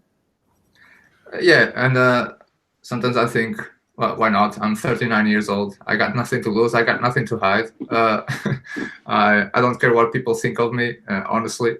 But I had another strange paranormal thing, and I wasn't alone. I went for dinner with my wife and my daughter. We went to a friend's couple for dinner, and we were at the balcony just at night, appreciating the sky, the stars, especially. Suddenly, the best word I can use to describe what I've seen, it was a star. A star starts glowing and glowing and glowing even more, and then suddenly it goes up. Like, it was really, really, really fast. It went up, and the five of us was like static, like watching that, like, what the hell just happened now? Did you guys see it? Did you guys see it? And we were like, fortunately, we were together. We're not alone, because if I'm gonna speak about this to someone, no one's gonna believe me. No one's gonna believe. But at least you guys were here, and you guys saw the same I saw. I don't know if it was a UFO. The best words I find to describe what I've seen, it was a star, because it had the same glowing, the same shape, and it was in the middle of other stars. I don't know what it was. If it was a UFO, I don't know. And the other one it's really, really personal. It was like 5 years ago. I used to meditate a lot, and it helped me relax. And one day I wake up, I wasn't feeling very good. I was feeling like low, really down. I had no energy at all. Crazy thoughts in my mind. So I thought, well, maybe I'm gonna relax a little bit and meditate. And after a few seconds, when I closed my eyes, I had to open like five seconds later, because I felt something in my room. And when I opened my eyes, and there it was, a strange creature like this, with wings, with something on his hand. At the time, I said it's a stick. Then I came to realize probably it was a magic wand. He had wings. He had blue hair. I think it was a man. I don't know. And he was just standing there, just flying around my head, very serious. This lasts for about, I don't know, 2-3 minutes, something like that. And I couldn't react at all. I think if I wanted to react, I could. I don't know. I just know that I couldn't react at the time. I just kept admiring that. I didn't know if I should feel. Should I be afraid? Should I feel happy about it? But I was relaxed and I wasn't afraid. And it just kept there hanging, flying and flying and flying and flying, and then suddenly it starts to go away. And it was like holographic. I don't know, because it was a little bit transparent. I could see through. And then he went away. And I was in my room, and my room has those dark spots because of the humidity, and all the dark spots starts like waving, and waving and waving, and I suddenly realized there was a small tornado with sparkling things around, and it was spinning really slow, and then suddenly everything vanished. And at the time I thought, why the tornado? I didn't realize why is he showing me this. And the next day, I don't watch the news. I didn't know the weather for the next day. And my room is at the top of the house, third floor.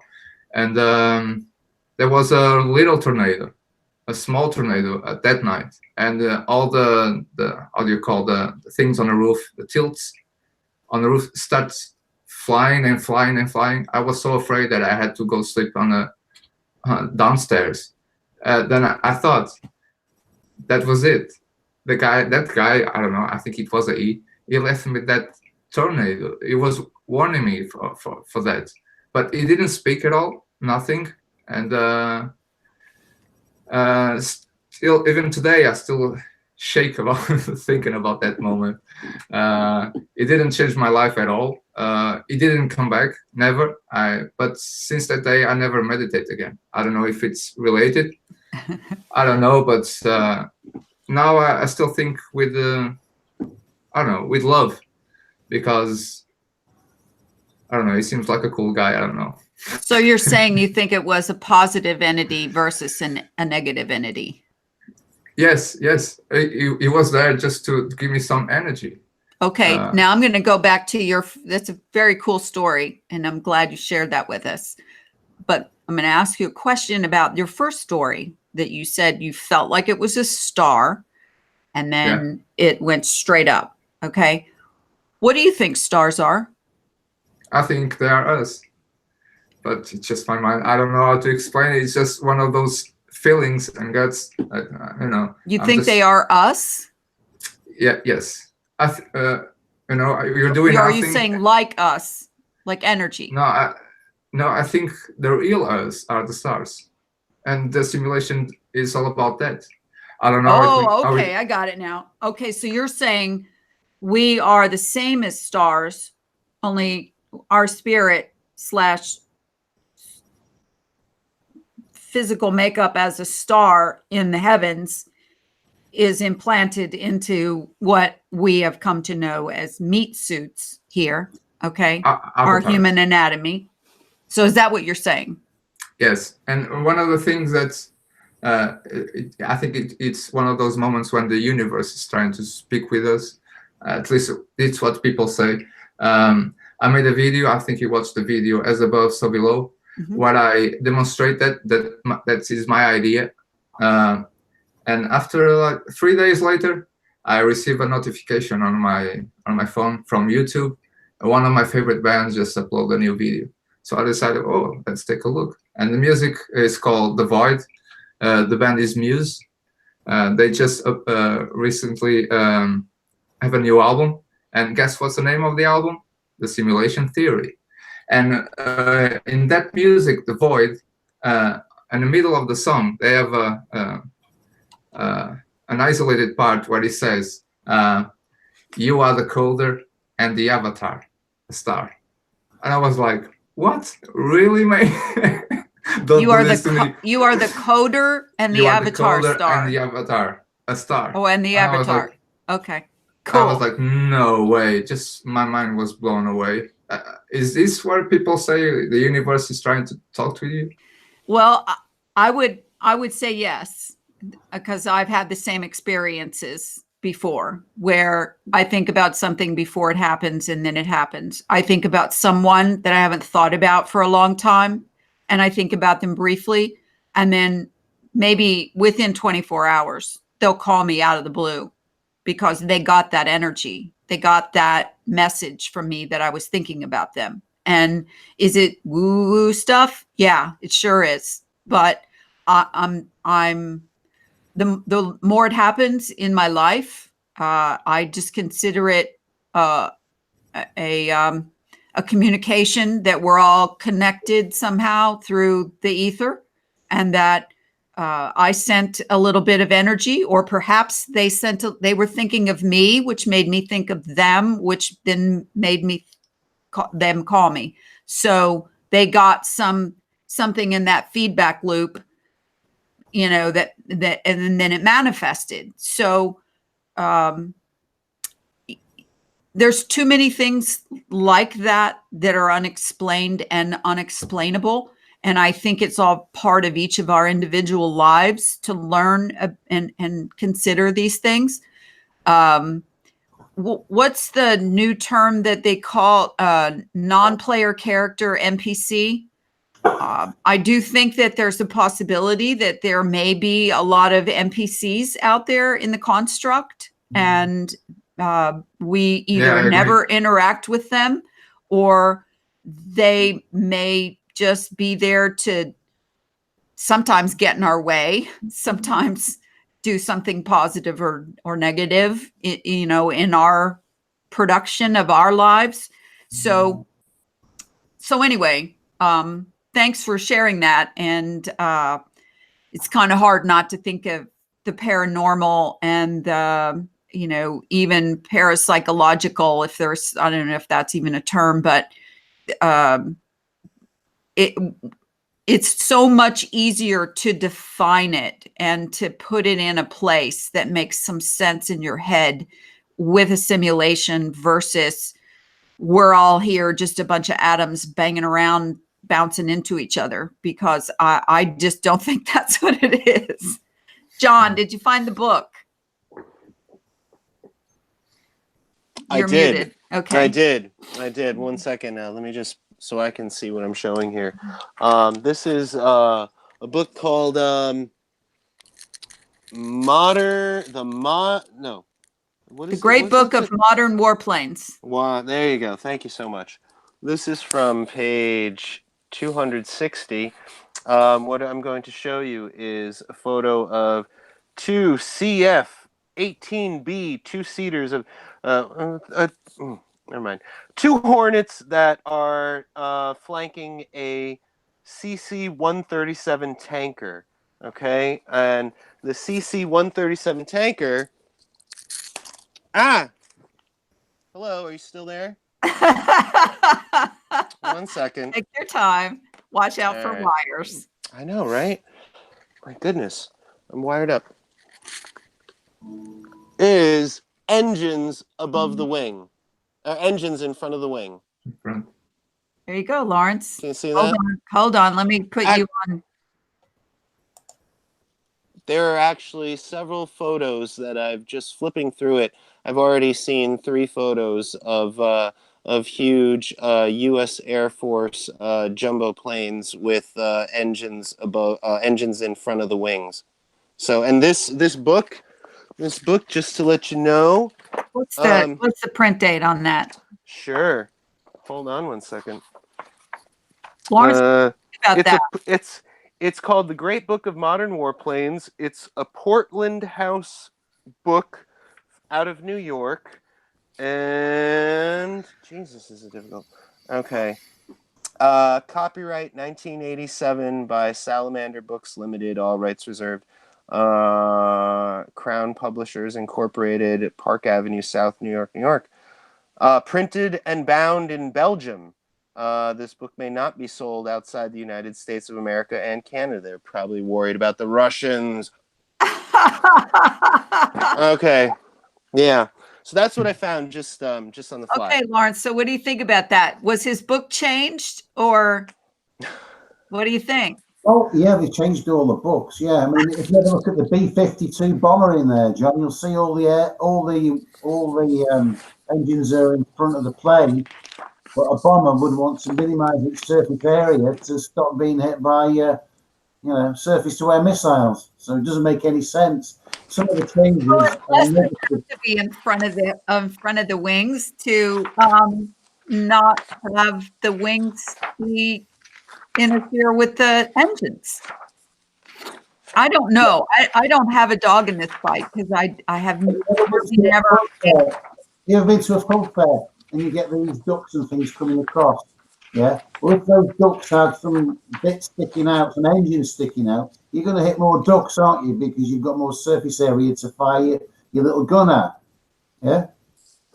Well, I mean, I totally, from an engineering, perspective, it totally makes sense. Okay, hold on, John. Let me click you on full screen. I don't know if you can read the caption there. This is obviously an older plane because it's in silver aluminum. U.S. Navy's. Yeah. S3A Yeah. F-34 is operated for 400 hours under the wing of this B-47 test aircraft. Okay, so bottom line, I used to look through that book religiously as a kid. we're not. Red If Dawn everything's phase. been changed, Lawrence, we're not going to find any residual evidence of what you remember, because this is how this whole matrix thing works. Okay, if it's kind of like, that's why they always talk negatively about time travel, that they never want anybody to travel to the future, because if you change something in the future, the ripple effect changes everything in the past, and not positively. I mean, you know, like, what if you save someone's life in the past, and, you know, vice versa, traveling to the future, they would be there and they weren't supposed to be there. All of these thoughts ideas have already been thought out by everyone who ever wrote any kind of time travel, you know, book or made a movie. So the question is, even if you could, morally, ethically, should you? But I'm going to go on the side of, I don't think you can. I don't think you can travel in time. Not us, not in the meat suits, not because I don't see the two going together. Now, unless you go into the simulation theory concept that everything is programming, but Everything's possible. same thing happens with programming. I mean, how else could they make the algorithms that predict things, blah, blah, and you change one little thing? Plus, we all know that coders, if you've ever tried to code anything, coding is so tricky that if you change one letter or add one dash or / you have to change it in everywhere that same code is in the program, you know, in the coding. And then you have to put it through the compiler, and if the compiler doesn't process, I gotta go back line by line. Well, I mean, and plus, yes, it's the same thing with, let's say you're creating a Word document in Microsoft Word, and, you know, you have the option, I don't know if you do in a PC, but in a Mac, you have the option to, if you change the word Sally, let's say you're writing a book about Sally, and you decide to change Sally's name, and you're almost done with the book, and you're going to change Sally's name to Rebecca.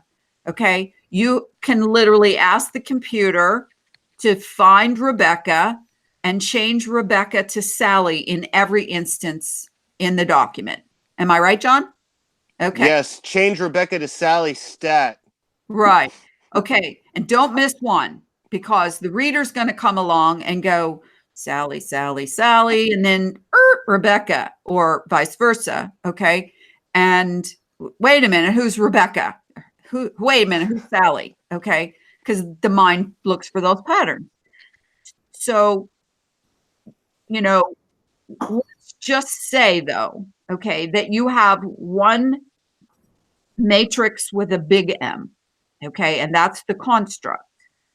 And then you have submatrices underneath of that. And so we'll call those matrices with the little m, okay? And some of those submatrices, like, for example, let's say you work for NASA, and all the people who, you know, become flat earthers and make a joke about, you know, we didn't go to the moon, and ha, ha, ha, laugh their ass off every time they see some stupid CGI ISS video. And you think, God, this is so obviously fake, or this is so obviously stupid. How can they not know, too? They work there, okay? Because their coding says this is real. We're really doing this. This is, you know, we're going to space, and we got people floating around up there going 17,000 miles an hour. Can I just interject here, Lori? Mhm. There's you know, when you consider NASA employees and like what they know and what they want to talk about and what they say, I mean, if you just want to consider this, that like all federal employees under a certain category, like NOAA employees that take care of the weather, they're under a federal gag order, so they can't say certain things. And now, if you take into consideration, you know, non-competition agreements or, you know, other sort of, you know, non-disclosure agreements, you know, there are very severe ramifications for letting information out and being the quote-unquote whistleblower. You know, I mean, have you ever signed a contract that has, you know, penalties of lethal, you know, possibility? Well, lethal? No. Legal? Sure. Why Yes. not? Why Okay. I not? know. I get you. I hear you. Okay. Yeah. But at the same time, You know, people have accidents there, Lori. You know, I hey, know, I I know, don't want I know, something should I know. They happen. You shoot know, themselves in the whoa, back of the head with a nail gun twice. I know. might wake Those up, things you know, with a problem. happen. Okay. But now, okay. Yeah, yeah. Add to that though, um, I mean, it's a how many times multi-dimensional did you problem. hear when you first became a flat earther and you first started, you know, trying to tell people they're lying, we don't live on a globe, NASA's lying, NOAA's lying, government's lying, you know, everybody's lying. And what is the first thing that anybody's going to say? Well, is everybody in on it? I mean, this, you know, how mega conspiracy is this thing? Okay. And you actually kind of go, well, yeah, they are. But it could be, you know, sure, I'll sign your NDA. Sure, I'll sign your non-lethal. Okay. Hope it's non-lethal. For me and my family and my dog and so on. But I also believe that most of us, you know, can tell the difference between an actor and a non-actor. Okay. I'm a pretty good, I could be a pretty good actress or actor, but I don't think that I could weigh the difference between telling someone, absolutely, we went to the moon. Absolutely, I sit in front of a computer screen and get telemetry data from, you know, rockets and whatever. And I would have to constantly be combated with my moral, ethical obligation to be truthful and honest. Number one, you know, for the tens of billions of dollars a year in budget that is going to this one organization, and that's not even including the black budgets. Okay, but also because it would be in my head, man, people could be getting fed or housed or clothed or, you know, healthcare or whatever with this money that we're wasting playing games with people, computer games. So somebody in all those thousands of employees would have to say, you know, I just can't do this. I don't care. At risk of death, I will martyr myself It'll to. happen. Oh, It's happened already. I mean, there have been like people that done like stupid things, like that woman with that young girl with the crazy name who worked for the NSA. What was her name? It sounded like a racehorse. Oh God, what was her name? She had a racehorse sounding name, and she no, like serious? leaked. Yeah, no, it was like, I want to say it was like Holly Smokes or something, but no, it was God, I forget. No, there are people that'll come out. Sure, I mean, like, hey, when you have, you know, a population of so many that are involved, you know, it's only a matter of time that, you know, Okay, eggs will but let's crack. go into Sure, the fall submatrix off the shelf. idea.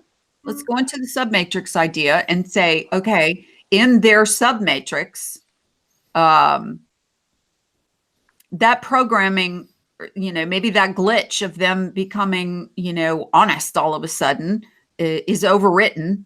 It can't always just be about this is my job or, you know, I got to make a living, so I can't care about all of this. It's the same thing with the crisis actors that we see at the false flag operations. Well, did you come up with the submatrix? Yeah.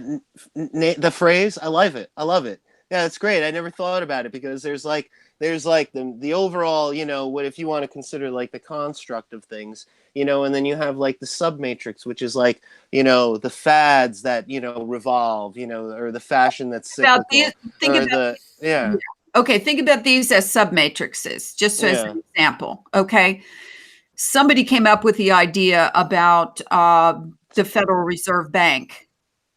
Okay, a bunch of assholes met at Jekyll Island in 1913 and devised a system that would lend us our own money. Okay, and poof, printed out of thin air. And they sold the idea, no matter how you want to couch it, whether they, bought enough legislators to vote on it. By the way, that was voted on in the 11th hour on President Wilson was New Year's Eve or something. President Wilson was brain dead. His Oh, wife signed the contract. he signed it. He signed it into law. But a Congress, a skeletal Congress, but a Congress passed that. Okay, so that's one thing. But they gave them a 100 years or a 99-year contract, basically, to like Hong Kong, our monetary system, like Hong Kong. Okay, that was 1913. 2013, that 100 years was up, and they quietly let it keep going. Nobody, even though, how many years have I been screaming, "And the Fed, and the Fed"? Lots of other people have been too, but they quietly let it keep going. And when they could have said 10 years before that, it's going to run out and we're going to start something else. 100 years is enough to let somebody control your, monetary system. Because, anybody who's done any research into the Fed at all knows that they not only print the money and loan it to the federal treasury, but they control the amount of the money flow, the cash flow. They control the interest rates. That's total monopoly control of the game board. And they keep asking them, like, well, Fed, chairman, what do you think about the unemployment statistics? Well, what do you think? And then, we hang on their every word. Too bad shit happens. What about, what about me? What about us? And we give people a lot of power in the matrix. It describes a submatrix. Yeah. Okay. And that submatrix has controlled country after country after country. Everybody has a federalized, a central bank run by the same organization, one country after the next, all across Earth. There's only a few countries left that don't have it. And if you look up the names of the ones that don't have it, they're all ones that we want regime change in, or we want to start a war with. Okay. So this is not new information. Okay. But submatrices control people through TV, sports, all of the entertainment. They control the mindset, the mind washing of layers and layers of people. Okay. And each person is in some kind of submatrix, whether you want to or not, or whether you like it or not. Every person on Earth. And even if you live in some little village in Rwanda or Biafra or, Arkansas, you're under the submatrix, whether it's a poverty or whatever. So, Laurie. I wrote a couple of articles about it, and they're on the blog, flatearthconspiracy.com. You got to click on the blog link at the top, and there's part 1 and part 2. And I'm working on part 3, but I'm kind of bogged down because this is where I have to kind of come, I believe you have to start creating some resolution when you're writing, and you can't just, bitch and moan and complain and come up with some fantasy. You have to define what's the problem here and how do we solve it, in my opinion. So was it a brilliant stroke of writing? I have no idea. But it came to me, and it's just like Tesla technology came to him. It came from the little committee of voices that are in my head.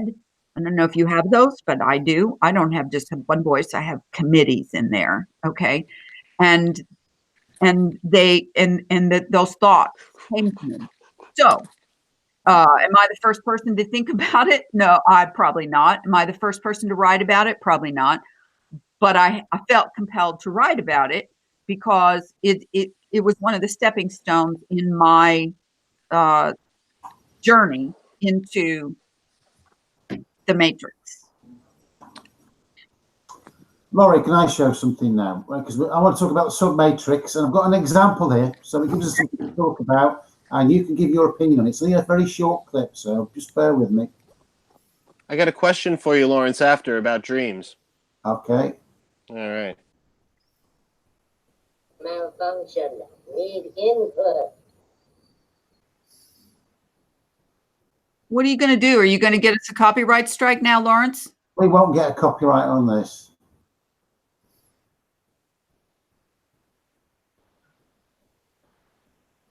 I was a 9-year-old kid in 1960, had a big afro, you know, and visiting some relatives of a friend of mine in Virginia. There was the small black and white TV, and there was the first fuzzy imaging. Neil Armstrong taking his first step. Ooh. The moon. You know, moon is up there, but how does it? You know, you go through this sort of existential. Are they really up there? Because you can see the moon. It's not something hidden. You didn't need special apparatus to know that the moon is up there. It's there. And I remember thinking distinctly, oh, first moon landing. The beginning of a whole new era. And I'm sure I was not alone with those thoughts. But because I was certain, as was everyone else, that it was the beginning of an era, I didn't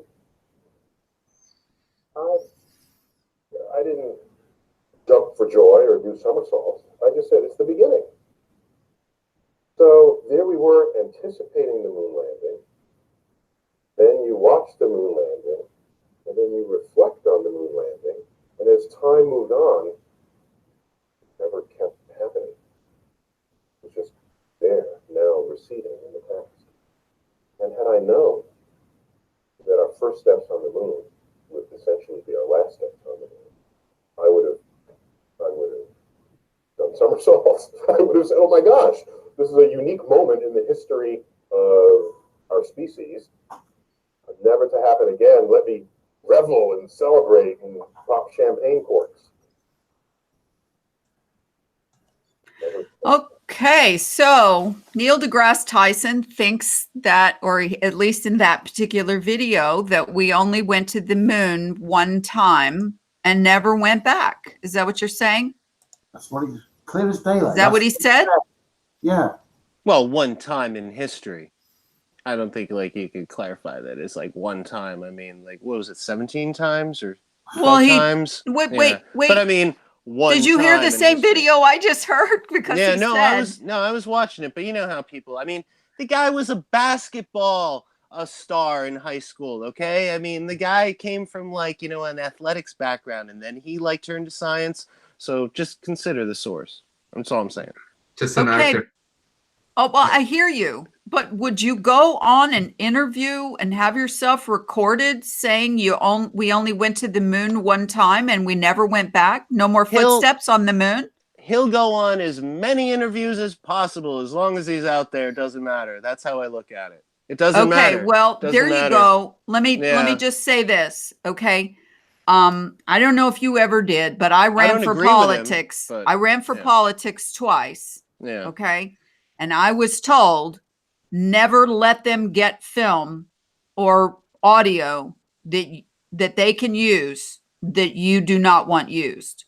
So no matter what they ask you, you talk your own talking points and you don't ramble on and blah, blah. Okay. And boy, were they right, because they can pick anything out of what you say and use it. It's too late. Anything you would have done in a, is irrelevant in a time gone by, whatever they said in The Social Network, that guy Timberlake, it doesn't matter. They have Has Yeah. Neil deGrasse ever been, Tyson ever been questioned about saying that? He's never been out into outer I space. mean, let's add, oh, well, of course, but let's add to the fact Put that into orbit. Let's see how we never went to the moon. Okay. We never walked on the moon, in my opinion. In my reality, we never walked on the moon. So he's saying we did once. Okay. I got one and thing NASA's to add. saying we did 17, or history says we did 17, whatever, however many times. Okay. I don't care if it was 4. That's not 1. Well, I've recently learned something interesting. I've been a fan of Dane Wigington, geoengineeringwatch.org. I don't want to give a shout out, but I love the guy. I love what he's done.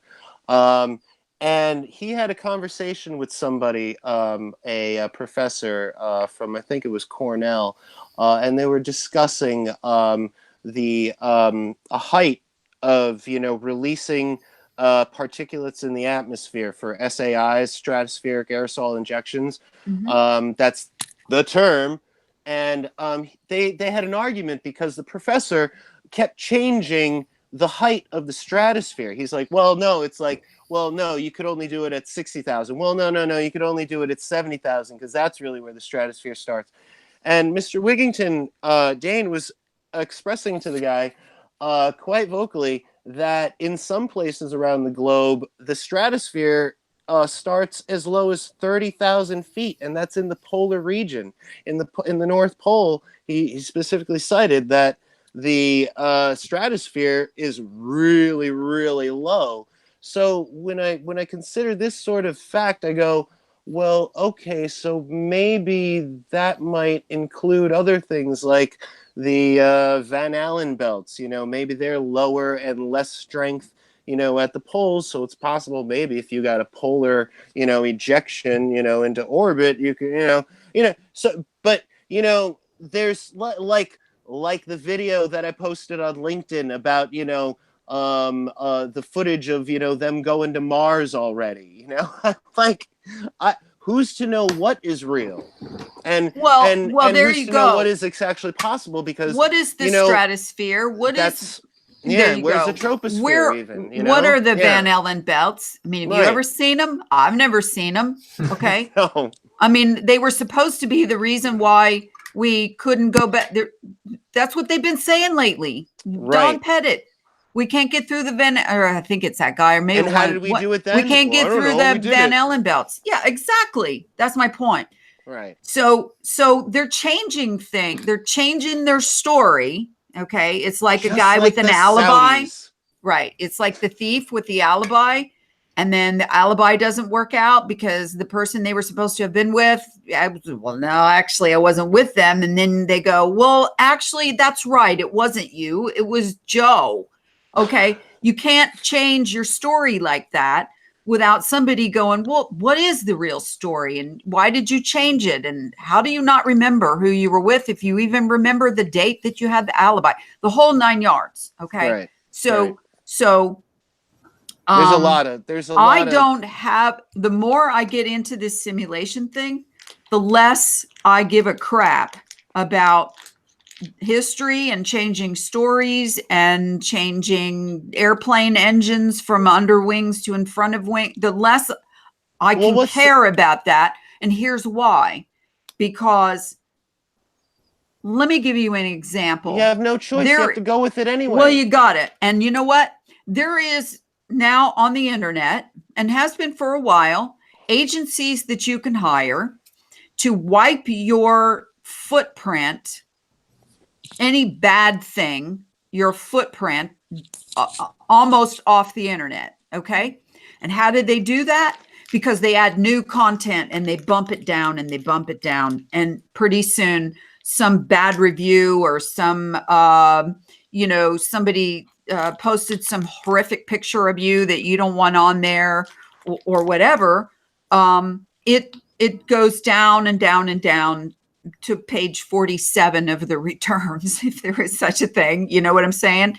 And so that's kind of what they're doing. They're overwriting history all the time with saying new things and changing the story.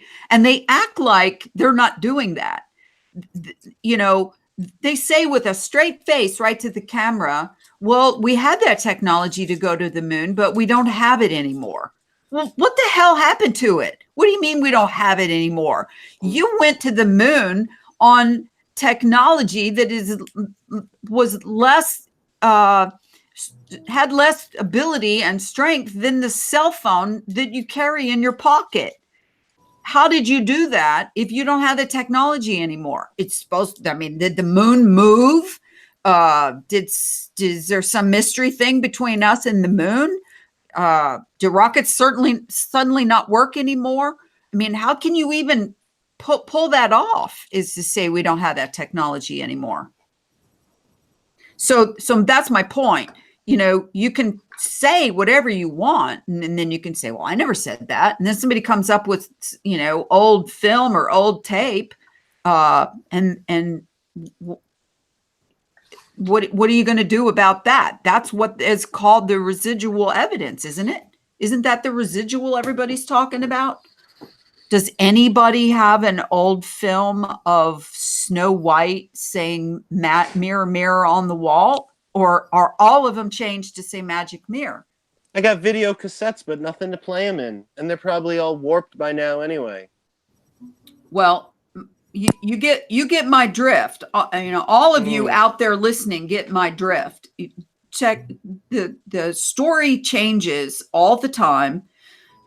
People are now believing different things about history. History's being revisited. People are questioning the Holocaust. People are questioning World War II in itself.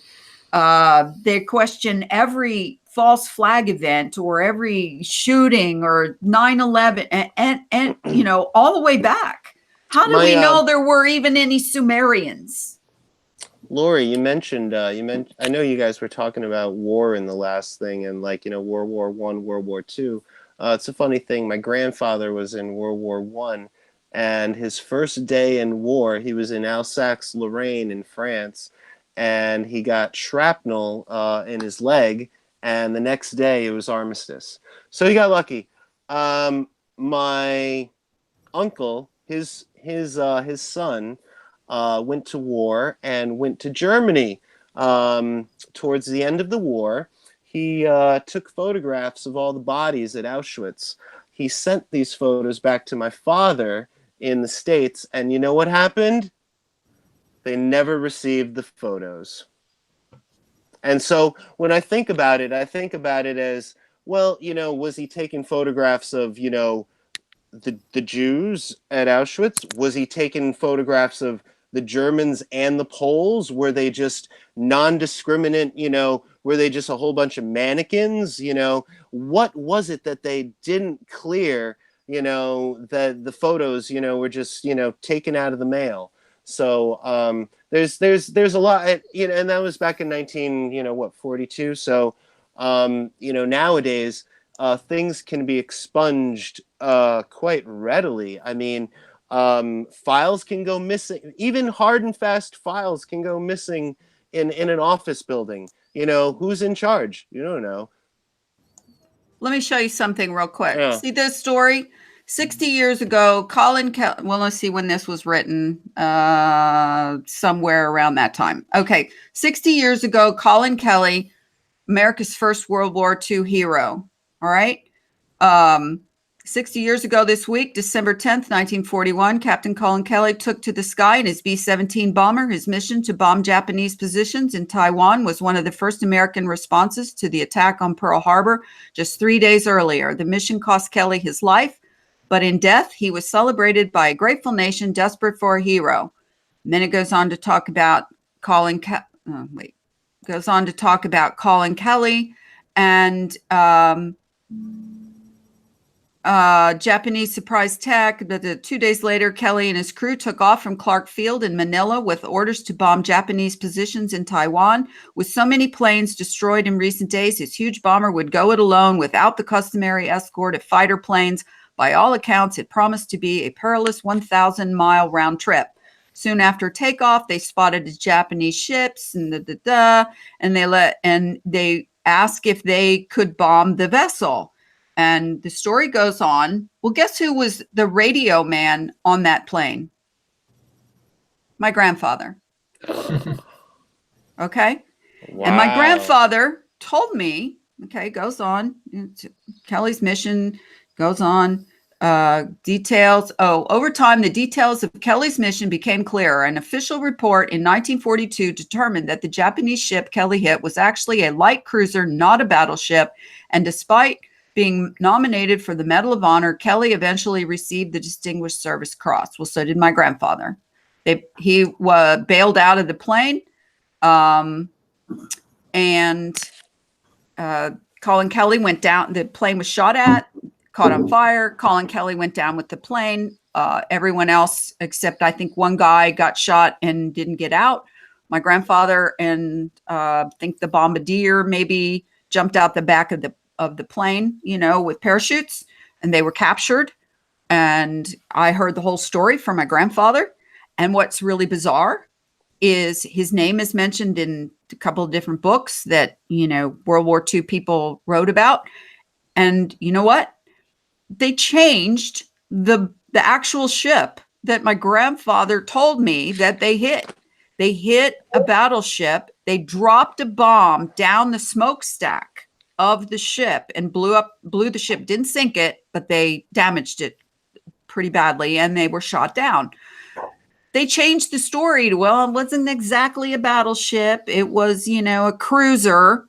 Well, cruisers don't have smokestacks. So who was telling the wrong story here? Did my grandfather get it wrong? He was on the plane. Okay. And was his memory false? Or did the government change the story later on? Okay. Why would they change the story? So, this is one of those where I have residual memory of my grandfather showing me, or telling me about, being on that plane. And last year, I actually questioned, did he make that up? Like he wanted to be a hero, and was he really on that plane? And he just tell me that story as a little kid, or was he really on it? Well, I started investigating, and sure enough, Willard L. Money, private first class, was listed as being on that plane. So there it is on the internet, and there it is in printed books. And, he had medals to show for it. Did he die? Nope. Came home from the war. But why would the government change the type of ship it was? And what would be the reason? And why would they even get wrong information and stick with it for so long in the first place, and then turn around and go, well, no, it actually wasn't a big, battleship. It was just a cruiser. The Gulf of Tonkin. Stuff like that. Exactly. Gulf of Tonkin. The thing back we found out 1880s. We found out Pearl Harbor was, known about before it ever happened, right? Hey, Lori, I want to ask, I'm sorry, we seem to be talking about a lot of war, but, it's been really intriguing me. Lawrence was talking about his dreams on the last episode, and I'm curious about, what Filipe might think about this as well, because, I've had some fascinating dreams, and, with what Lawrence was saying, I've watched other people online, talk about the consciousness and everything. And I've heard an interesting thing by this guy, Rupert Spira. Believe he's an English gentleman, but I'm not necessarily sure. Talking about, when we dream, we're not actually the person that is, seeing the dream.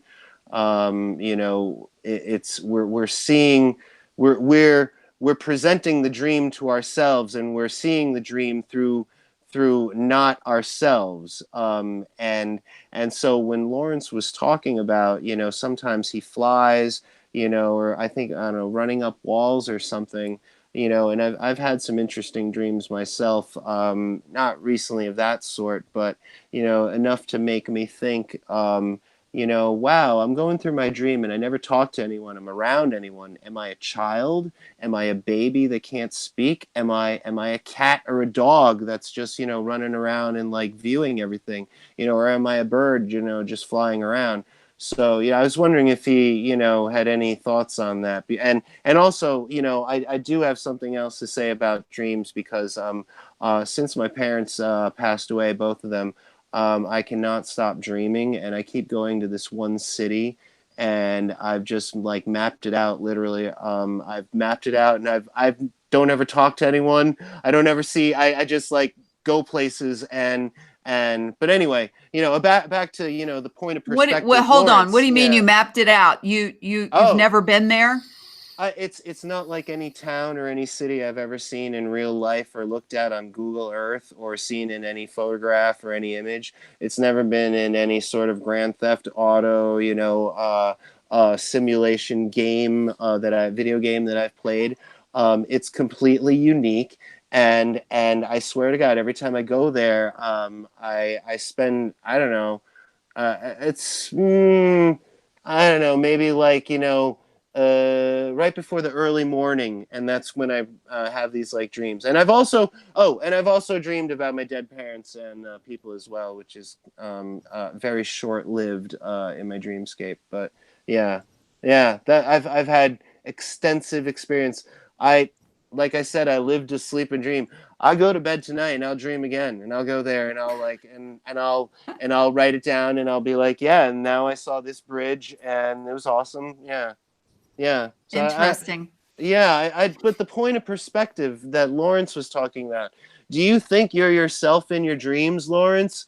Or are you actually a bird that's flying around? Are you experiencing a previous, existence or something?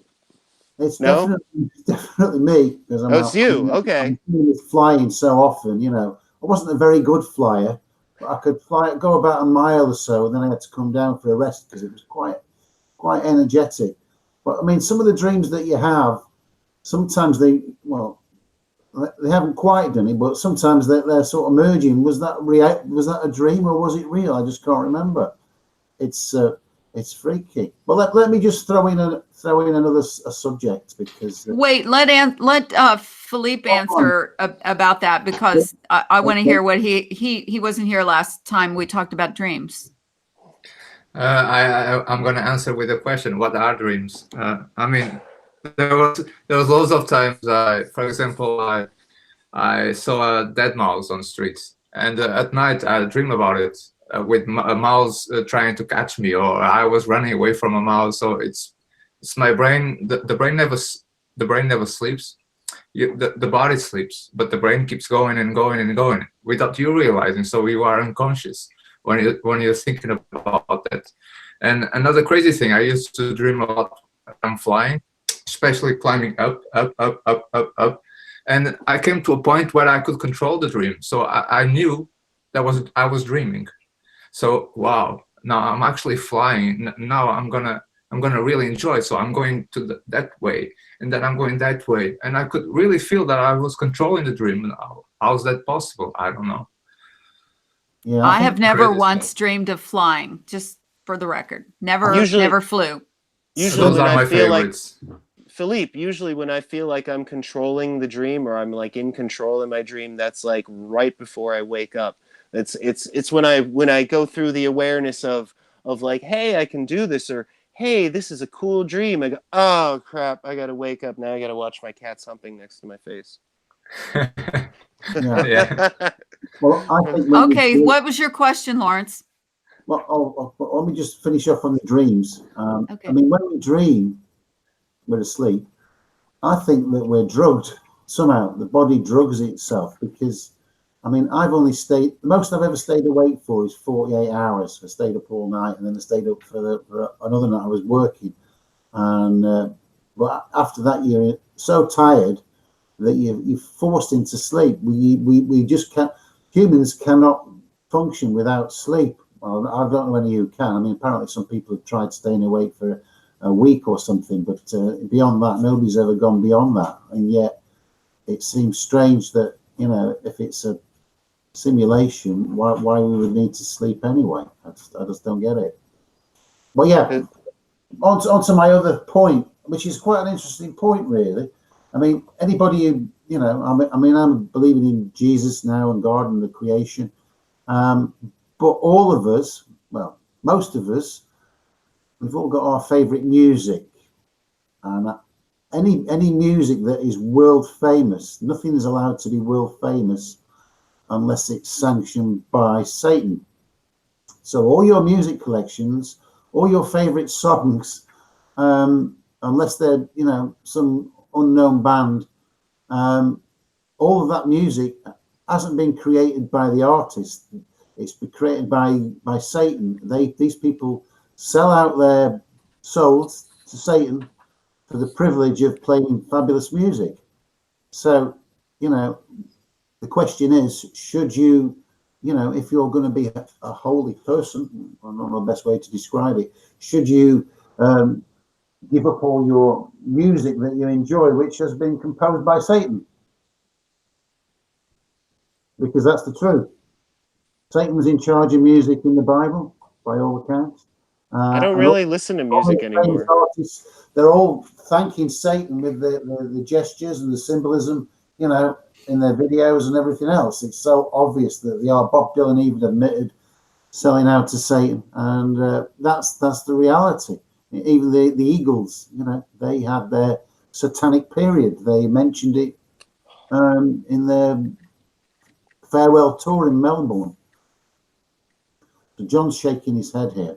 Well, the Eagles, wow, they really came out with some interesting music, you know, in the later years. Wow, quite a change. They really went through some evolution. What can I say? Anyway, want to do a little I'm game? more a Freebird dude. I'm more of a Leonard Skinner guy. John, let's play a little game, right? I'm going to play something without something on it, right? Now, Laurie, you don't answer because you'll get it because we did this before, but I didn't do it this way first. So let me take a minute. I'm going to play something, just a few chords, and then I'm going to play them again, slightly different, and you won't be able to get the first one. It will sound absolutely bad. The second one might sound brilliant, but you'll be able to guess what it is. So here we go. First time live on YouTube. Not really playing the guitar. I'm just going to play the tune to start with. Let's make sure we've got that in the right place. Okay, so here we go.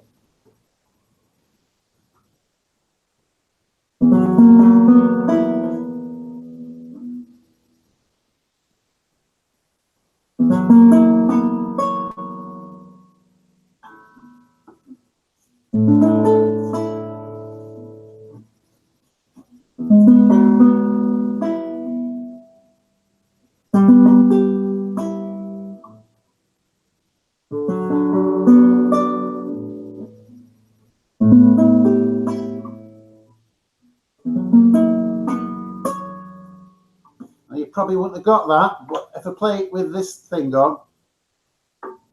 Wait a minute. Let him see. Let you guys. What was that? You guys, do you recognize the song?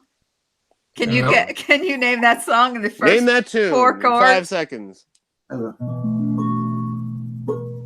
Oops. I'm actually surprised you couldn't name it. Now you get it. Oh, I might not be playing this very well because I'm only a learner, but these are such beautiful chords if you play them correctly. I'm not, you know, I'm just a very basic beginner.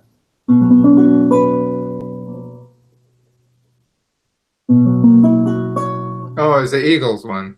Hotel California. There you go. Oh, good ear. I'm a musician. I've been playing guitar since I was, I don't know, 15 years old. I got it immediately, like in 3 chords, 2 chords, 3 chords. He was shocked that I got it so fast. So, but the difference is tuning, right, Lawrence? It's like, you know, and it's the same with tuning into the world. You know, if we're seeing something in the wrong code, we just don't see it. But if we change the code slightly, we recognize what things are. Right. So chords, you know, a lot of people have done studies on the megahertz or the, what is it? Yeah. Hertz. 432. The what is it? 430. I think it's a 440, I think. Or Yeah, that, you know, the resonance of Earth used to be in most music used to be whatever it is, 430, and they changed it. Now everything's in a, you know, different, and it agitates you. And it's interesting that so many people, this has been a little anomaly in my life, love jazz. And I can listen to jazz for about maybe 30 seconds, and then I start getting agitated. And the same way with, you know, some, if not all, of the, you know, Bach, Beethoven, that music. I start getting agitated, and people say, God, I listen to that and it's so soothing. And then it's like, oh, that's so weird that you find it soothing and I find it agitating, and it's the same damn thing. So I have no idea what causes that. Maybe our individual hearing or our individual electrical, you know, footprint. Don't know. What do you think, Filipe?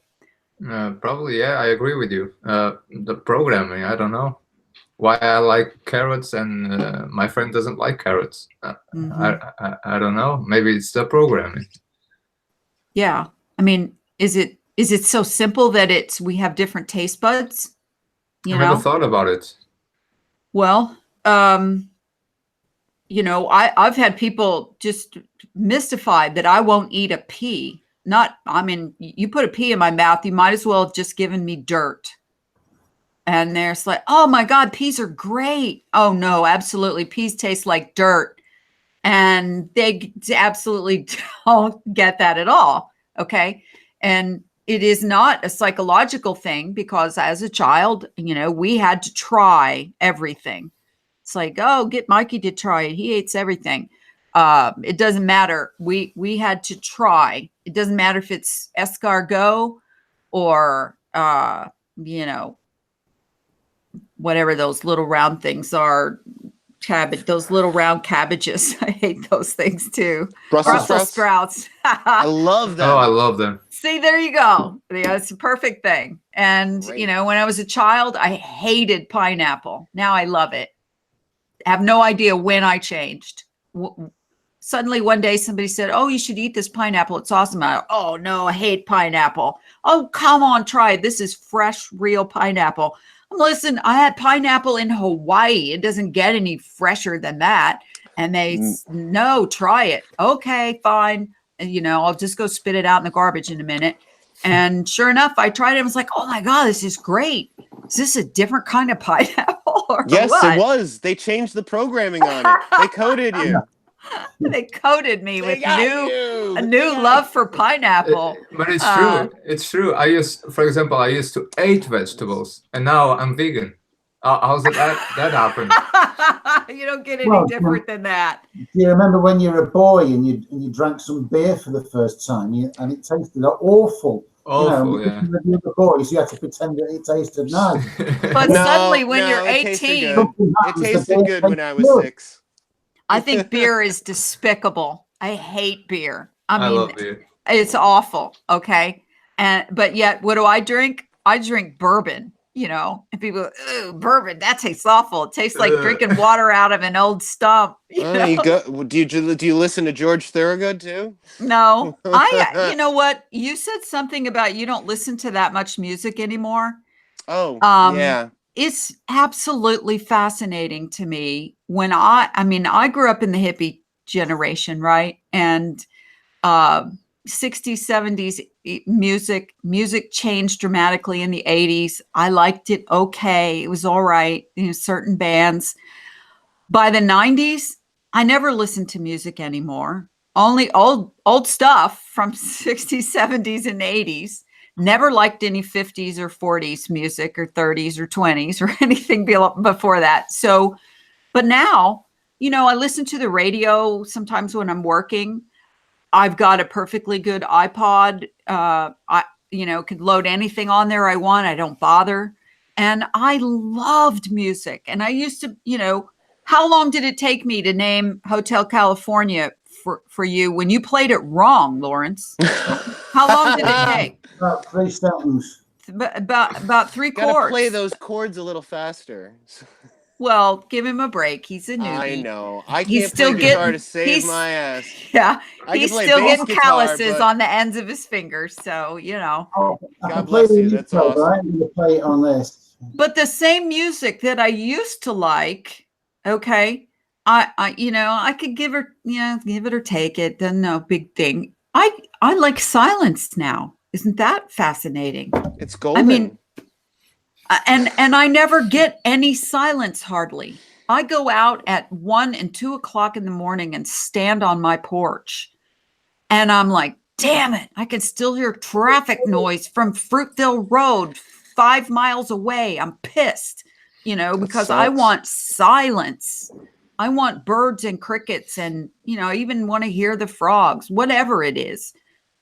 When I was a kid, oh my God, in the country where my grandparents lived, that was silence. They lived out, on 70 acres in the country off of an old blacktop road. And you could go out at night and you could hear, Edie. I swear to Edie. God, I think one Edie. time I actually heard a spider spinning its web. That's how quiet it was. Okay. I'm not kidding. I don't know if I imagined it. That's a joke. That's No, an I Indiana swear. joke. No, it's not that's a an country. old No, that's pony not joke. a country thing. No, I'm sorry, it's not. I literally hate spiders. There's nothing that creeps me out worse. I can catch any bug or lizard or whatever. It doesn't bother me. But arachnid things, no, freaked out. How many spiders have you seen this year? Not very many. There's less spiders. In the Hudson Valley in New York, I have hardly seen any mosquitoes this year, even in the dog days of August, which aren't the dog days anymore. It's shifted. I wish I could say that. We have hardly any bees and mosquitoes, and it's kind of scary. Well, what do you this year. think with all the whatever crap they're spraying out of the backs of planes? I don't care if they're chemtrails or not. Yeah, what did you think of that? There's crap up coming out of the sky. So, but anyway, let me finish about the spider. Okay, so I thought I was going to be really brave. I was about 12 years old, and I was going to be so brave. I was going to walk up to this great big fat spider that was spinning a web underneath the light on the garage. Okay, and I was going to get close enough to watch this thing because the light was shining on the web. And it was so quiet, I could hear the of the spider's feet on the web, and you can't make that up. Okay, it's not a country story, and so silence is. Most people don't even know what that means anymore. I mean, unless you go in a soundproof room, to where you can hear your own pulse beat. They're going out in the world. There's no silence. And there's very few places without light pollution, right? Yeah, you mentioned about those LEDs. Yeah, they're harsh. We had all the LEDs replaced last year. It took them that. They just replaced them all. That's viciously. What they did here. And I mean, I can't even. Do you know what's really pissed me off about that more than anything is because I'm a sky watcher, because I'm trying to figure out what the hell all that is up there, right? And so I've been looking at it now solid for 3.5, almost 4 years. And I always was a sky watcher, but now I really am. And, I can tell you when the moon's not going to be back, and, tell you that, and not even go look at anything that tells you when the moon's supposed to be there or not. But the point is right now is when Orion's belt comes back over my roof. And I've talked about this for 3 years now, that the bottom left toe foot star of Orion's belt aligns perfectly with my roof, my gutter line, when I'm standing on the third brick out on the porch. Same spot every night. I watch that foot go across that roof line and never goes higher, never goes lower. Okay? Right now? Perfectly straight line. right Is it- now. let me ask you something. What time of evening? Because I've been looking for Orion. Well, it's not. It's late now. Yeah, it's really late. It'll be okay, earlier. It'll be okay, earlier okay. in probably about 20, 30 days. No, I was just trying to correlate that. You see it later as well. Okay. Okay. Because you're no, south, right now okay. it's early. It's still way over there. Right, early early evening, like Right. 7 or 8, 9 o'clock. But by Right. the time it gets over my house, and about a month from now, it'll be earlier in the evening. Is my point. Right. But once it shows up, it never alters a centimeter along my roof line, that bottom left foot. Okay. And I can't hardly see it now because of this stupid ass LED street light that they put across from my front of my house. It's too much light pollution. And go get the kids to shoot a water gun at it. well, I tell you what, it'll one of these nights it'll go out. Somebody will take it out, and somebody will probably take out all of them. But anyway, okay, so let's wrap this up because we're at 3 hours or something horrific, and I want everybody to throw out a parting thought about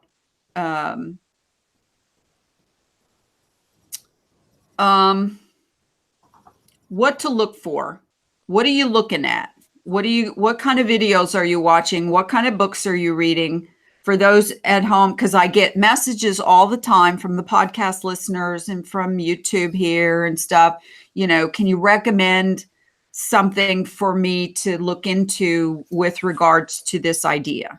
Okay. What would you guys recommend people read, watch, whatever? Movies, books, television? Filipe, you made the noise. You got the screen. You go first. Well, honestly, I don't even know what I'm looking for now.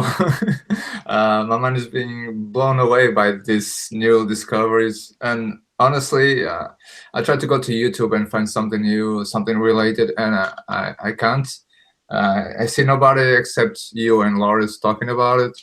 I see some people talking. The interesting fact is that people are getting to the simulation theory because of the Mandela effect.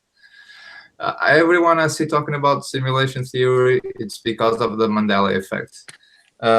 So I can't find nothing new at the moment. I'm trying to find for myself, and if I can find, I'll link you up to all of you.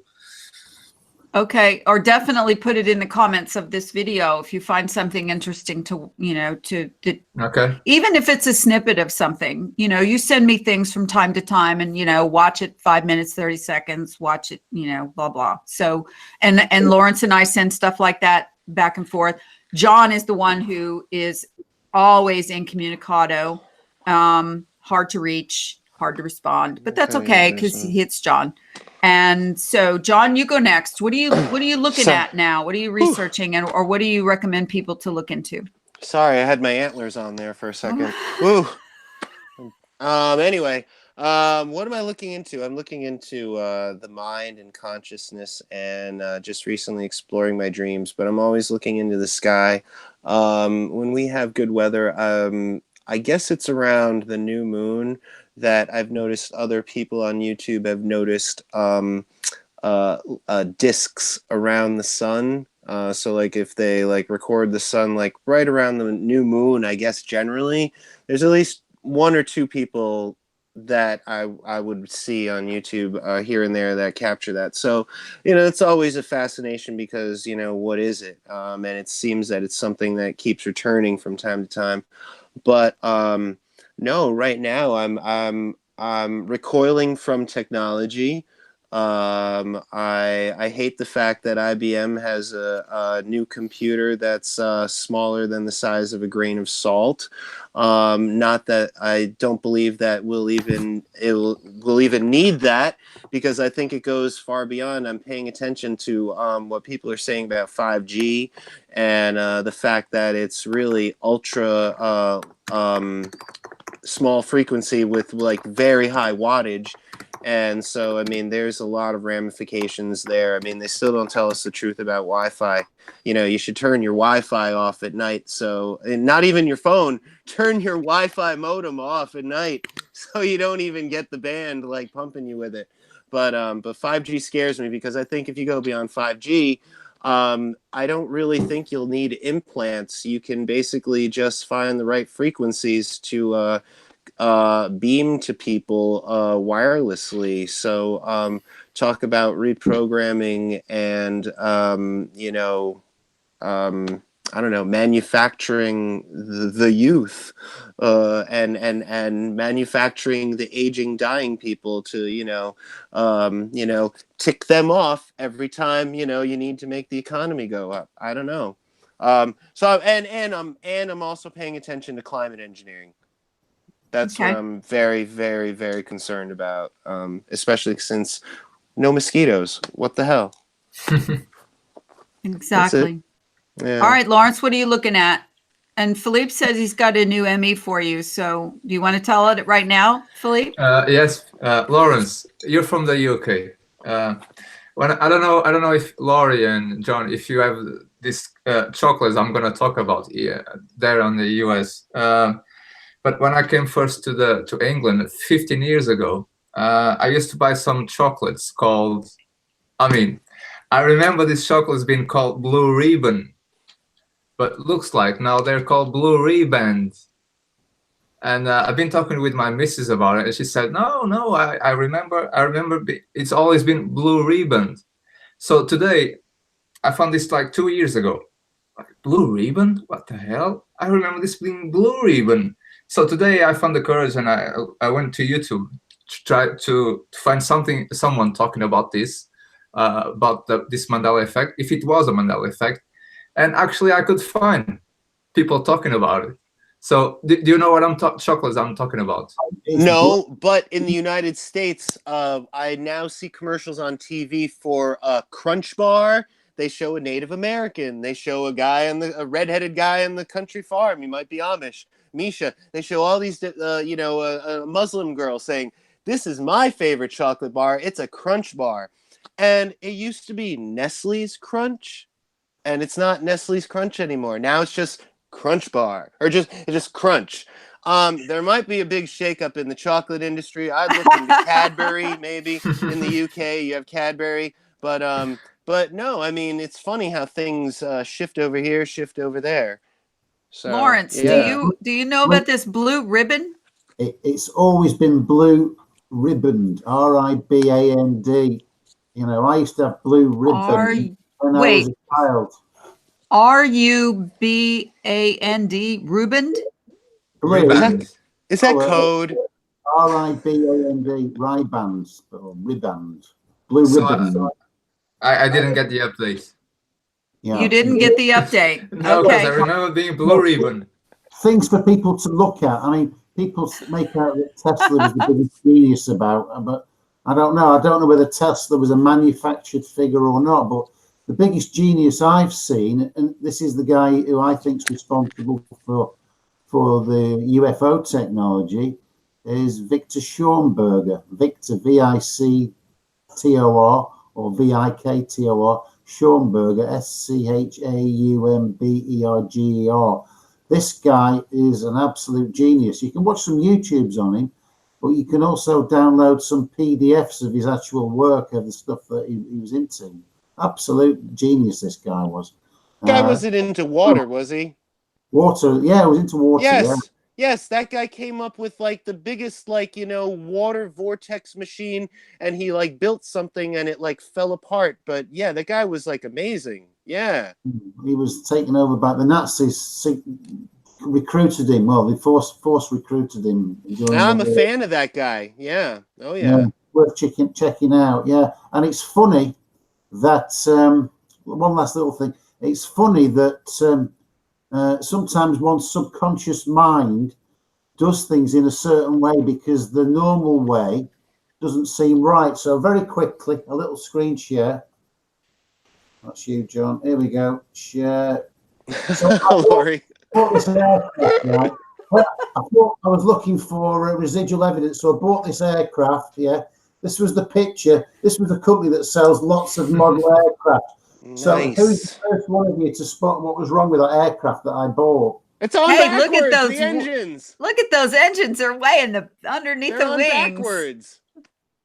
Yeah. The wings are on Yeah, backwards. Wait, no, the I've got wings are. some residual evidence. The wings are backwards. Yeah. Yeah, that's off eBay, and this is the actual plane. This is how it is with the engines at the front. Okay. $100, wasn't it? Scale model. I thought, I've got you. I've got a scale model residual, but it wasn't. Because the wings were put on backwards. Yeah, the guy who put it together Thought that obviously was thought the right. wings were underneath or towards the back, not towards the There front. you go. See, that's why he put them on backwards, because he had residual memory of the wings or the engines backward to the back. Yeah. Why That else? dude just wasn't paying attention. I mean, the flaps are in the wrong place, for crying out loud. No, it cost me $100. When I got it, I realized straight away the wings were on the wrong way. Okay, so here's my new favorite thing that I like to do. Okay. I like to find weird scripture that people think is like couldn't have happened that way. It's a parable, or it's a story that's supposed to teach a lesson, or it's like Jonah in the whale. Okay, well, we talked about that last week. Did it say it was a whale or just a fish? It's a fish. But what I like to do is I like to take stories that seem supernatural in nature from back then, and then try to figure out, how does that fit in a matrix simulated world? And how would that relate to today, as far as if I saw that today? Okay, so let's say, for example, how would I explain the parting of the Red Sea? And so I play a little game and I go, okay, how would you do that if it wasn't a simulation? God would have to manifest that, right? I mean, a human being can't go, I command the sea to part away so we can go across here. Okay. Well, they figured it out at Universal Studios pretty good. Well, okay, yeah, they did. But that's just one aspect, because a lot of people say, a lot of this stuff in the Old Testament, it is, like analogous or parable or whatever, and it really didn't happen. It's just used as a story. And I like to think of it as, well, if it's always been a simulation, then whatever those bizarre stories, walking on water, or supernaturally healing people. I love the demon parts, where you cast demons out, because I always imagine, like, could you see them? Could you watch somebody transform with or without the demon? And so on. And so that's just a little exercise I like to do, is try to take bizarre biblical stories, because, those people back then believe, they always laugh at them and call them pagans, but they believed in gods, the gods of the harvest and the gods of the water and the gods of the heavens. They made up stories about the gods. So, that there was some kind of interaction going on between the gods, whoever they were, fallen angels, entities, whatever, and the humans. And the same story goes about the fallen angels. The angels came and mated with the women. Okay, well, if they're a different entity than what we are, how did they do that? They had to be shapeshifters. That's a cool idea. How does shapeshifting work? And then you also have to think about, okay, so they had a different species having, relations with a different species and bearing a child. And then the child is a hybrid. And then those are what they call the Nephilim. And then they had children. But here's an interesting thought. In the Bible, it says when you die, humans die, their spirit leaves here. The Nephilim spirit are trapped here. They're not going anywhere. They're not going anywhere, Gilbert. And so they're trapped here. So if they're trapped here, where are they? Are they taking human people's bodies? Are they underground? Or where are they? And they're immortal. They don't die and they don't leave. So right there tells you there's some entities here that are stuck here that are probably doing whatever they can to mess with us, making submatrices all over the place like that. So that's a new thing that I got going on. Plus the stars. Matrix, because the matrix is in the Bible now, and the matrix is a word that's been used to replace the womb. It says everything that opens the matrix is mine. I'm going to link you up to this Jonathan Kleck guy, and you need to watch some of his videos. He does some kind of strange drawings on his own, and he is a little bit interesting. Kind of reminds me of a Trey guy that used to do Nephilim videos, or probably still does. But he does go back and break down these words in the Bible, and they make a lot different meaning than what you think they do. Like, I'll give you an example. He talked about Eve having sex with Satan or the serpent, and Eve having sex with Adam, and both sperm from the serpent being, spirit being, and Adam impregnated the two eggs that were released at that month. And she had, there's a word for it, and I can't remember what they call it, twins with two different fathers, same mother. One was Cain, one was Abel. Okay. And he talks about,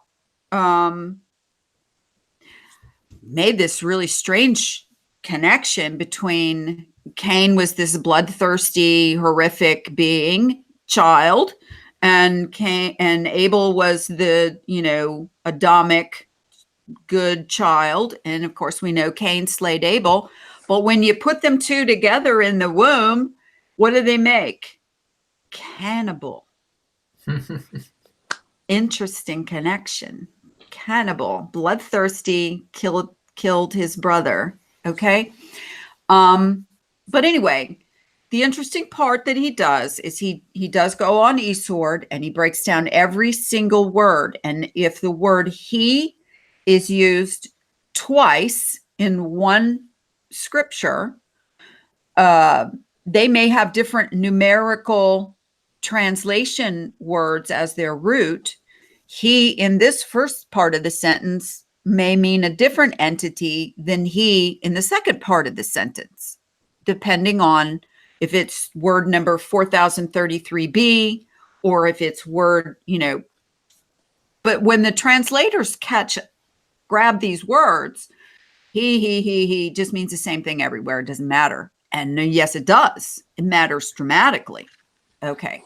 So that's why, Lawrence, I'm trying to get you to understand that when you're talking about these changes in the Bible, you're talking about translation changes. But when you catch on to something like, what was it last week? You asked me about pisseth on the wall. There's people that will answer that. The guy, this guy or that guy pisseth on the wall. That is describing kind of a lowlife, kind of a redneck, kind of a trailer trash. Does that make any sense to you? A person who pisseth on the wall.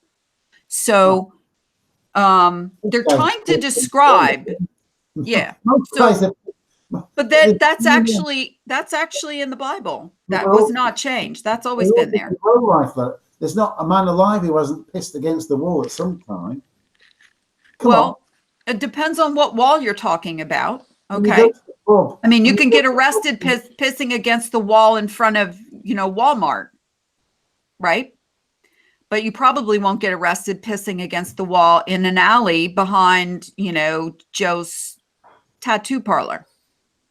So it's all about context, always about context. And so it is not, this is the reason why the early churches did not want the people to read the Bible.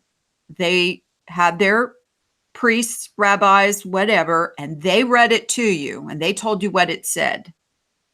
Meaning they were transcribing it, translating it, and transilluminating it to you. So their spin, whatever it is, made a difference in your education about what you learned when you heard And it. that still happens today because nobody Sure reads the does. Bible. Everyone goes to church and listen to somebody else express their feelings about it. So Sure, exactly. Same thing. As a matter of fact, in the very old days, it was expensive to own a Bible. And so very few people, because was a handwritten document before the printing press. So very few people had their own Bible. So they didn't, if they wanted to hear the word, they had to go to church and let them preach it to them. And who printed the first Bible? Laurie, in France, they have walls on the street where men can go to pisseth. Pisseth. On the high street. It's not hidden away. You just go on one side and you take a pee. But Why? they're on- Why? I mean, number What one. do the women do? Number one, that is kind of just like say. filthy and smelly and everything else. But number two, is it like a thing, oh, I'm going to go pisseth on the deck. Filthy or smelly? Have you Designated ever wall. been to a county fair in America where everybody Yeah, I pisses know, in a trough? I know. You're exactly right. I know.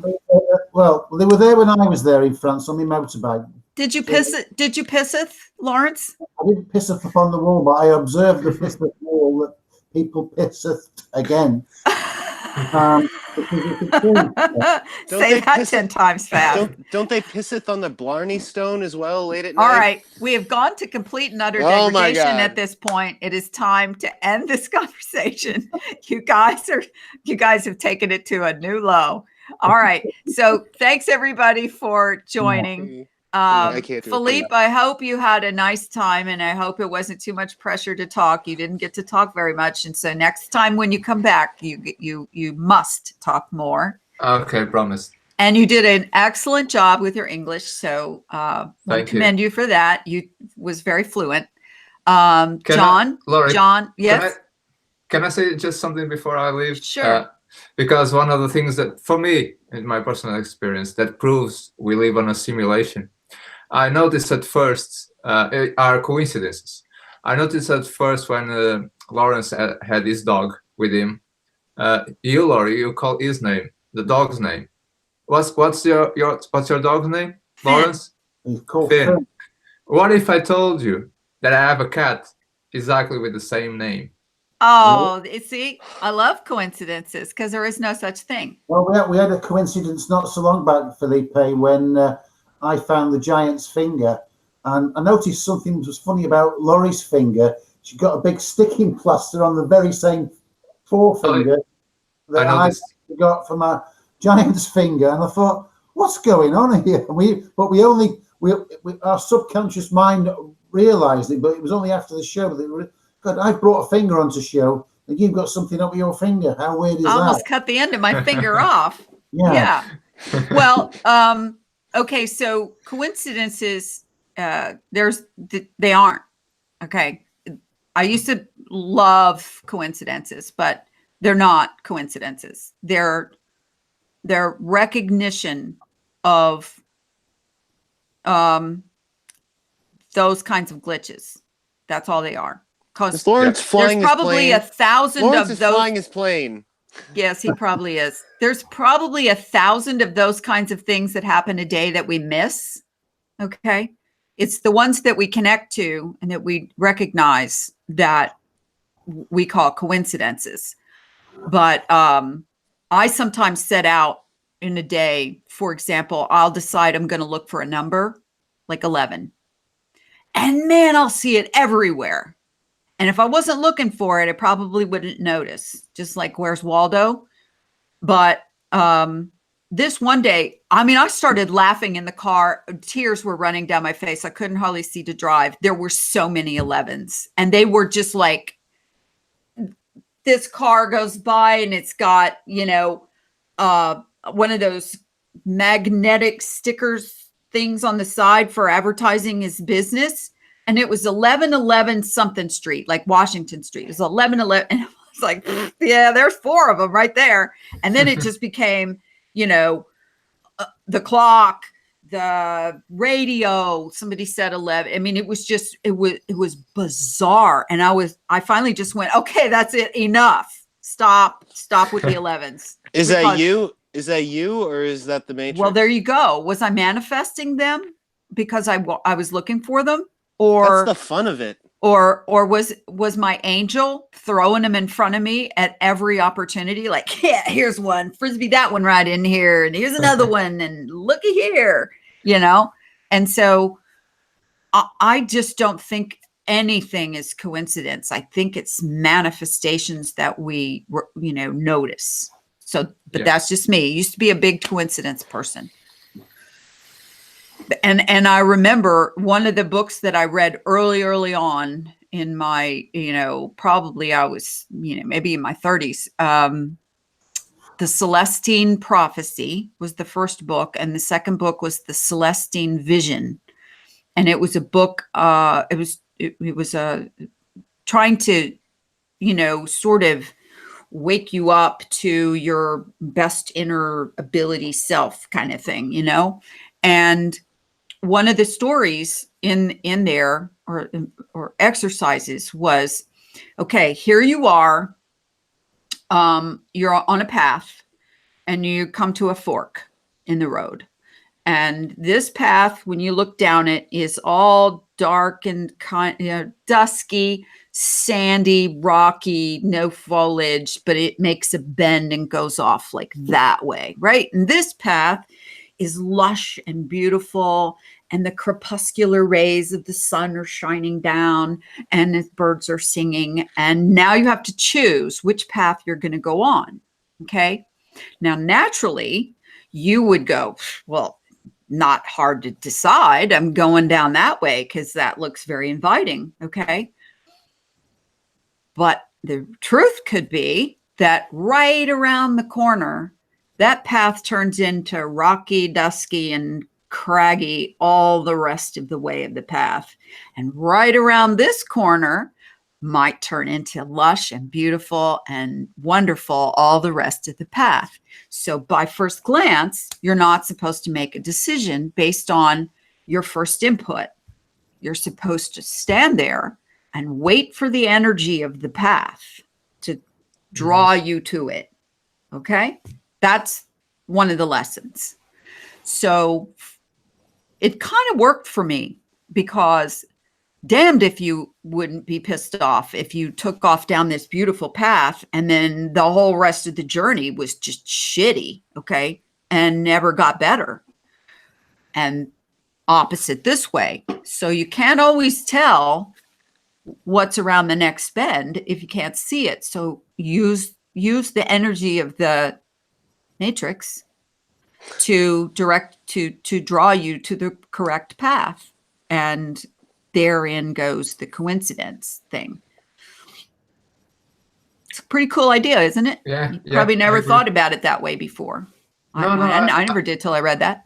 I heard the name of that book a long time ago, but I never knew what it was about. And I didn't know they made a second one. Well, it was kind of new agey, considered new agey stuff way back then. Yeah. Oh, wait a minute. I think I read that book already. Isn't that the guy that can see the energy on his fingers and is Let me see. Let me go just Google the author, because I can't remember the name of it. The spoon guy? The Celestine Prophecy, isn't it? Yeah, Celestine Prophecy. Whoever gets there first. I've read the book. Okay. Well, come on, tell me who the author is. James Redfield. You're right. There's a part James in the Redfield. end. There's where the- Celestine Prophecy and Celestine Vision, I think is the second book. I've read the first one. Okay. Well, so the other book that I read that made a huge impact on me was Please Understand Me 2, with like 2 Roman numerals, second book. Please Understand Me 2, not also 2. And it's all about the 16 different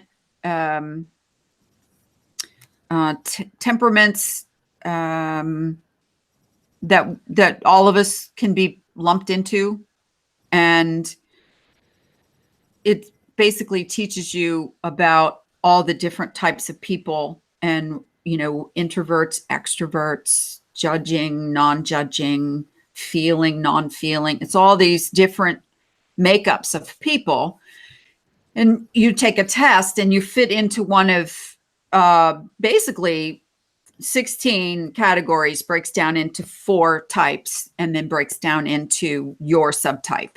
Okay.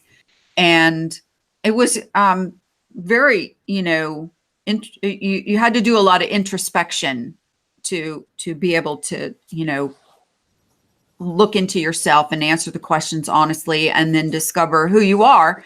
But the interesting part is, it's like, oh, well, that's cool. I know who I am.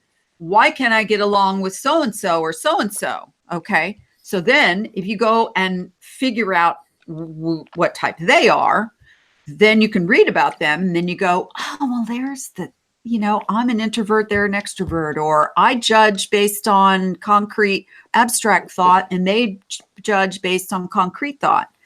And so when you look up who your family members are, then you go, well, damn, no wonder I get along better with my brother than my sister or my cousin or my uncle, whatever. And then you can take it into jobs, work environment, blah, blah.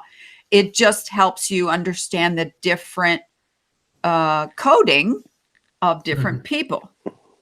And so that's another book that I highly recommend everyone buy and digest. It's based on the what is her name test. Please understand me, because this is important. Please understand me.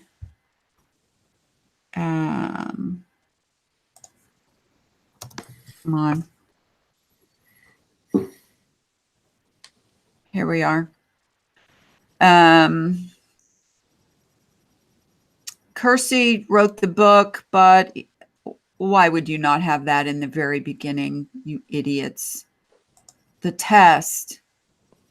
The test. The test. Sorry. David Kersey wrote the book, but that's not the test. These idiots have tried to forget who the lady was who came up with the actual freaking test. Now that just figures. Based on, I'm going to have to put it test.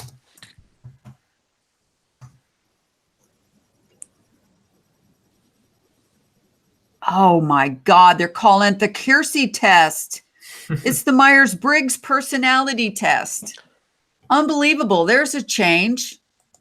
They're trying to wipe out Myers-Briggs personality test and replace it with Kersey, the author that plagiarized her work. Anyway, so it changes your whole outlook, especially if you're strange in your family, if you're a little weird in your family, which I would bet that all 4 of us are. I am the black sheep. Yeah, there you go.